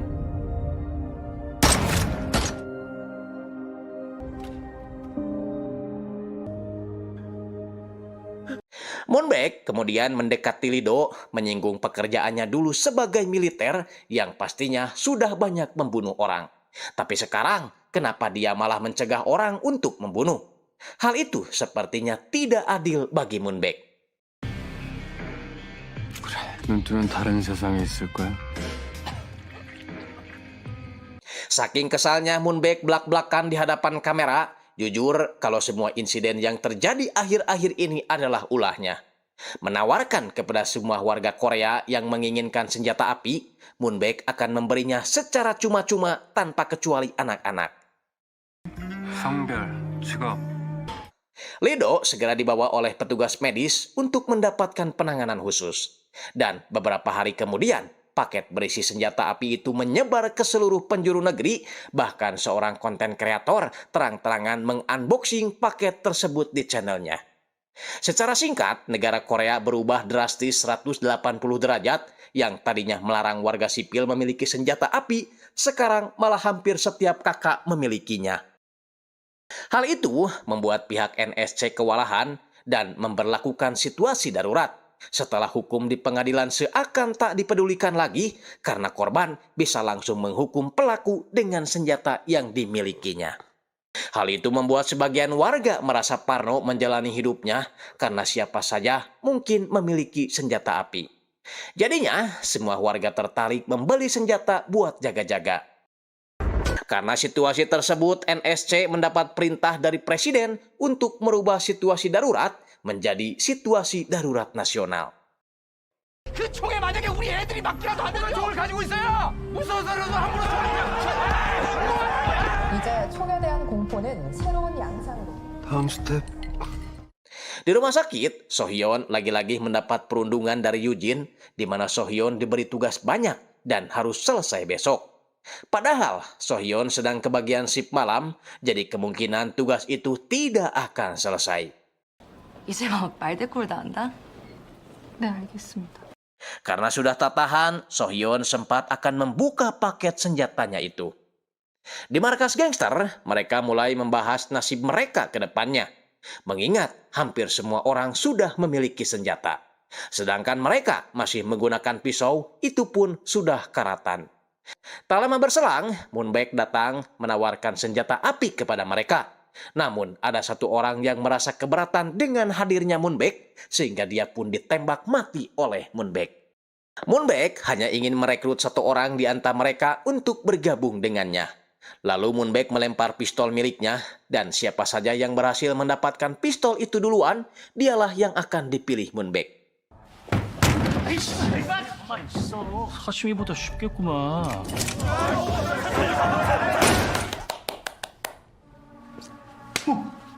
놀랬어? 전화 잘 받아요. Beralih ke Lido, dia sudah melewati masa kritisnya dan mulai memperlihatkan adanya pergerakan di anggota tubuhnya. Saat siluman, Lido langsung terbangun dari ranjangnya mencari keberadaan Pak Cho. Suster coba menenangkannya karena Lido harus banyak istirahat dulu. Lalu Jungwo datang memberitahu kalau Pak Cho serta anaknya sudah meninggal. Membuat Lido sangat sedih karena mereka sudah menjadi bagian dari keluarganya.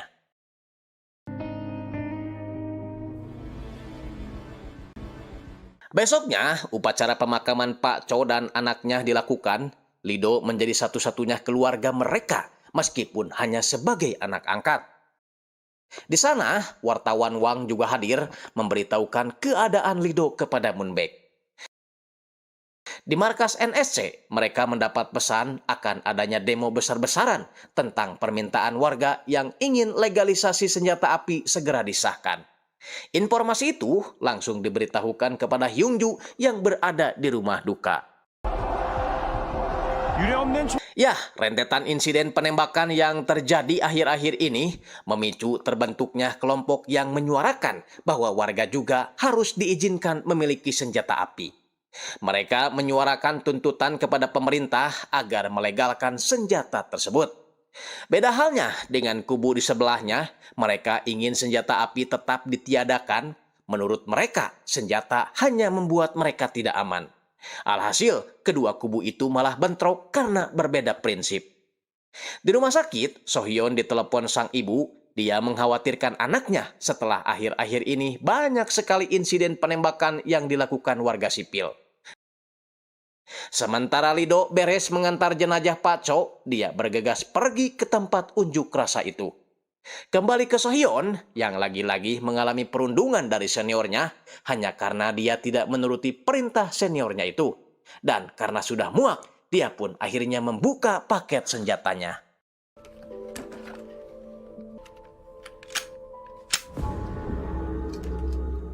Jumlah warga yang menginginkan legalisasi senjata api semakin banyak.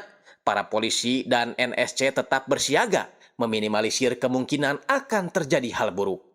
Yakin di antara kerumunan itu ada orang-orang dari komplotan Blue Brown yang menyelinap. Lido berusaha mencarinya, namun tiba-tiba dia mendapat telepon dari nomor tak dikenal. Itu adalah Moonbaek yang meminta Lido menemuinya di sebuah gudang.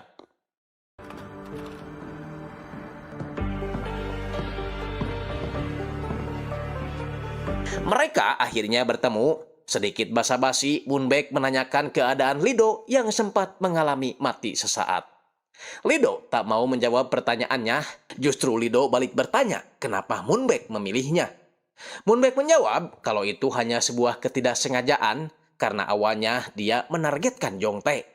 Moonbaek mengaku tertarik dengan cerita hidup Lido, mantan militer yang gak mau memegang senjata lagi. Selain itu, Lido juga memiliki latar belakang yang hampir sama seperti dirinya, tidak memiliki orang tua dan ditindas oleh keadaan yang diselimuti rasa dendam. Moonbaek juga mengaku hanya ingin memberikan jalan kepada orang-orang yang terpuruk dan susah mendapat keadilan dengan memberi mereka sebuah senjata. Tak dapat dipungkiri orang-orang yang diberinya senjata seperti Yondong, Wonsong, Pak Cho termasuk Kyung Sok mengaku senang menganggap senjata adalah jalan terakhir yang memuaskan mereka. Makanya, mereka tak sungkan mengucapkan terima kasih kepada Moonbaek karena dia telah memberi mereka keadilan bagi diri mereka sendiri. Untuk itu, Moonbaek menegaskan, di dunia ini bukanlah rasa iba Lido yang bisa menyelamatkan mereka, melainkan sebuah senapan. Makanya, Moonbaek ingin hidup di mana semua orang memiliki senapan. Namun, menurut Lido, justru itu bukanlah dunia, melainkan sebuah neraka yang mana manusia akan terus-terusan saling baku tembak. Untuk membuktikan omongannya, Moonbaek sengaja akan mengirim banyak senjata ke kerumunan orang yang sedang berdemo itu dan kita akan lihat reaksinya.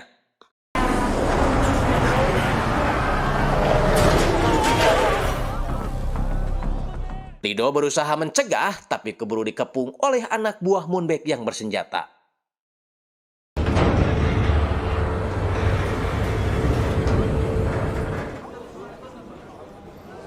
눈앞에 총이 있잖아.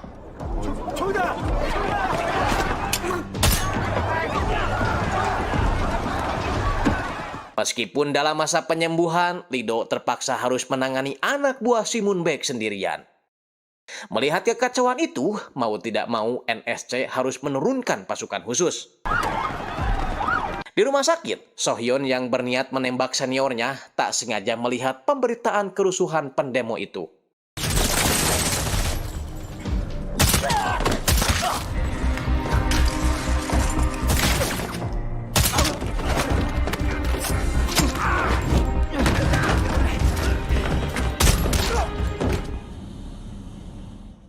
Moonbaek keluar gedung meminta wartawan uang agar merekam kerusuhan itu dengan baik, jangan sampai ada yang terlewat.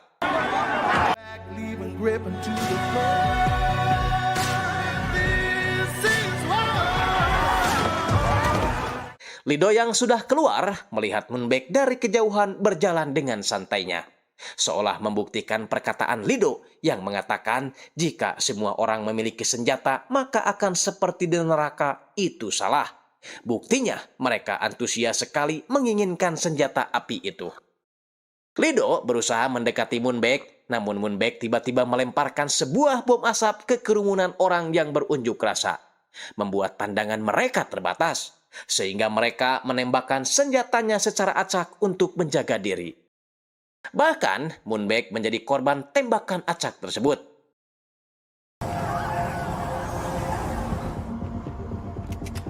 지금 이 사람들이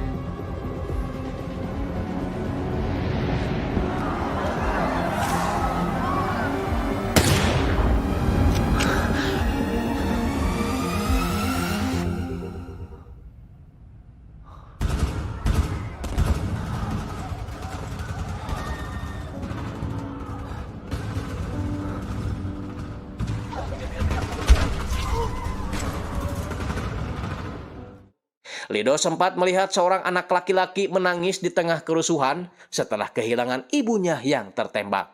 Lido pun segera menghampiri dan berusaha menolongnya.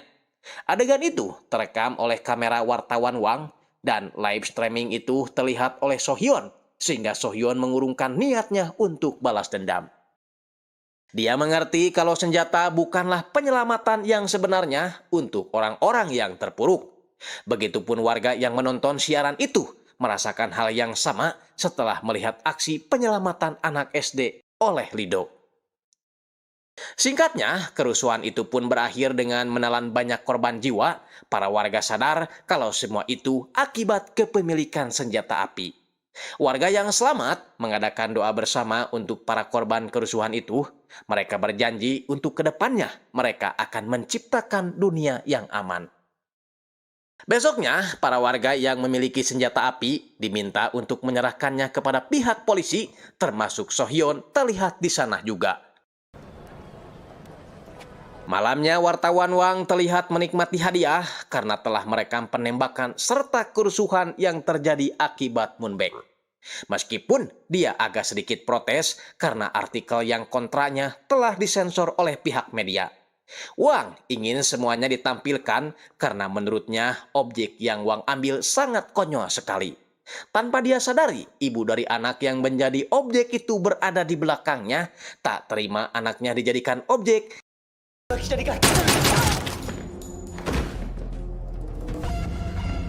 Sementara itu, Lido mendatangi Moonbaek yang sedang koma di rumah sakit akibat peluru yang bersarang di tubuhnya. Ditambah lagi penyakit radang kankernya semakin parah, jadi kemungkinan untuk sembuh sangatlah tipis. Selain itu, rupanya bisnis gelap organisasi IRU masih berjalan, dan untuk tetap menjaga kerahasiaan organisasinya, Jack mengirim seorang pembunuh bayaran untuk melenyapkan Moonbaek.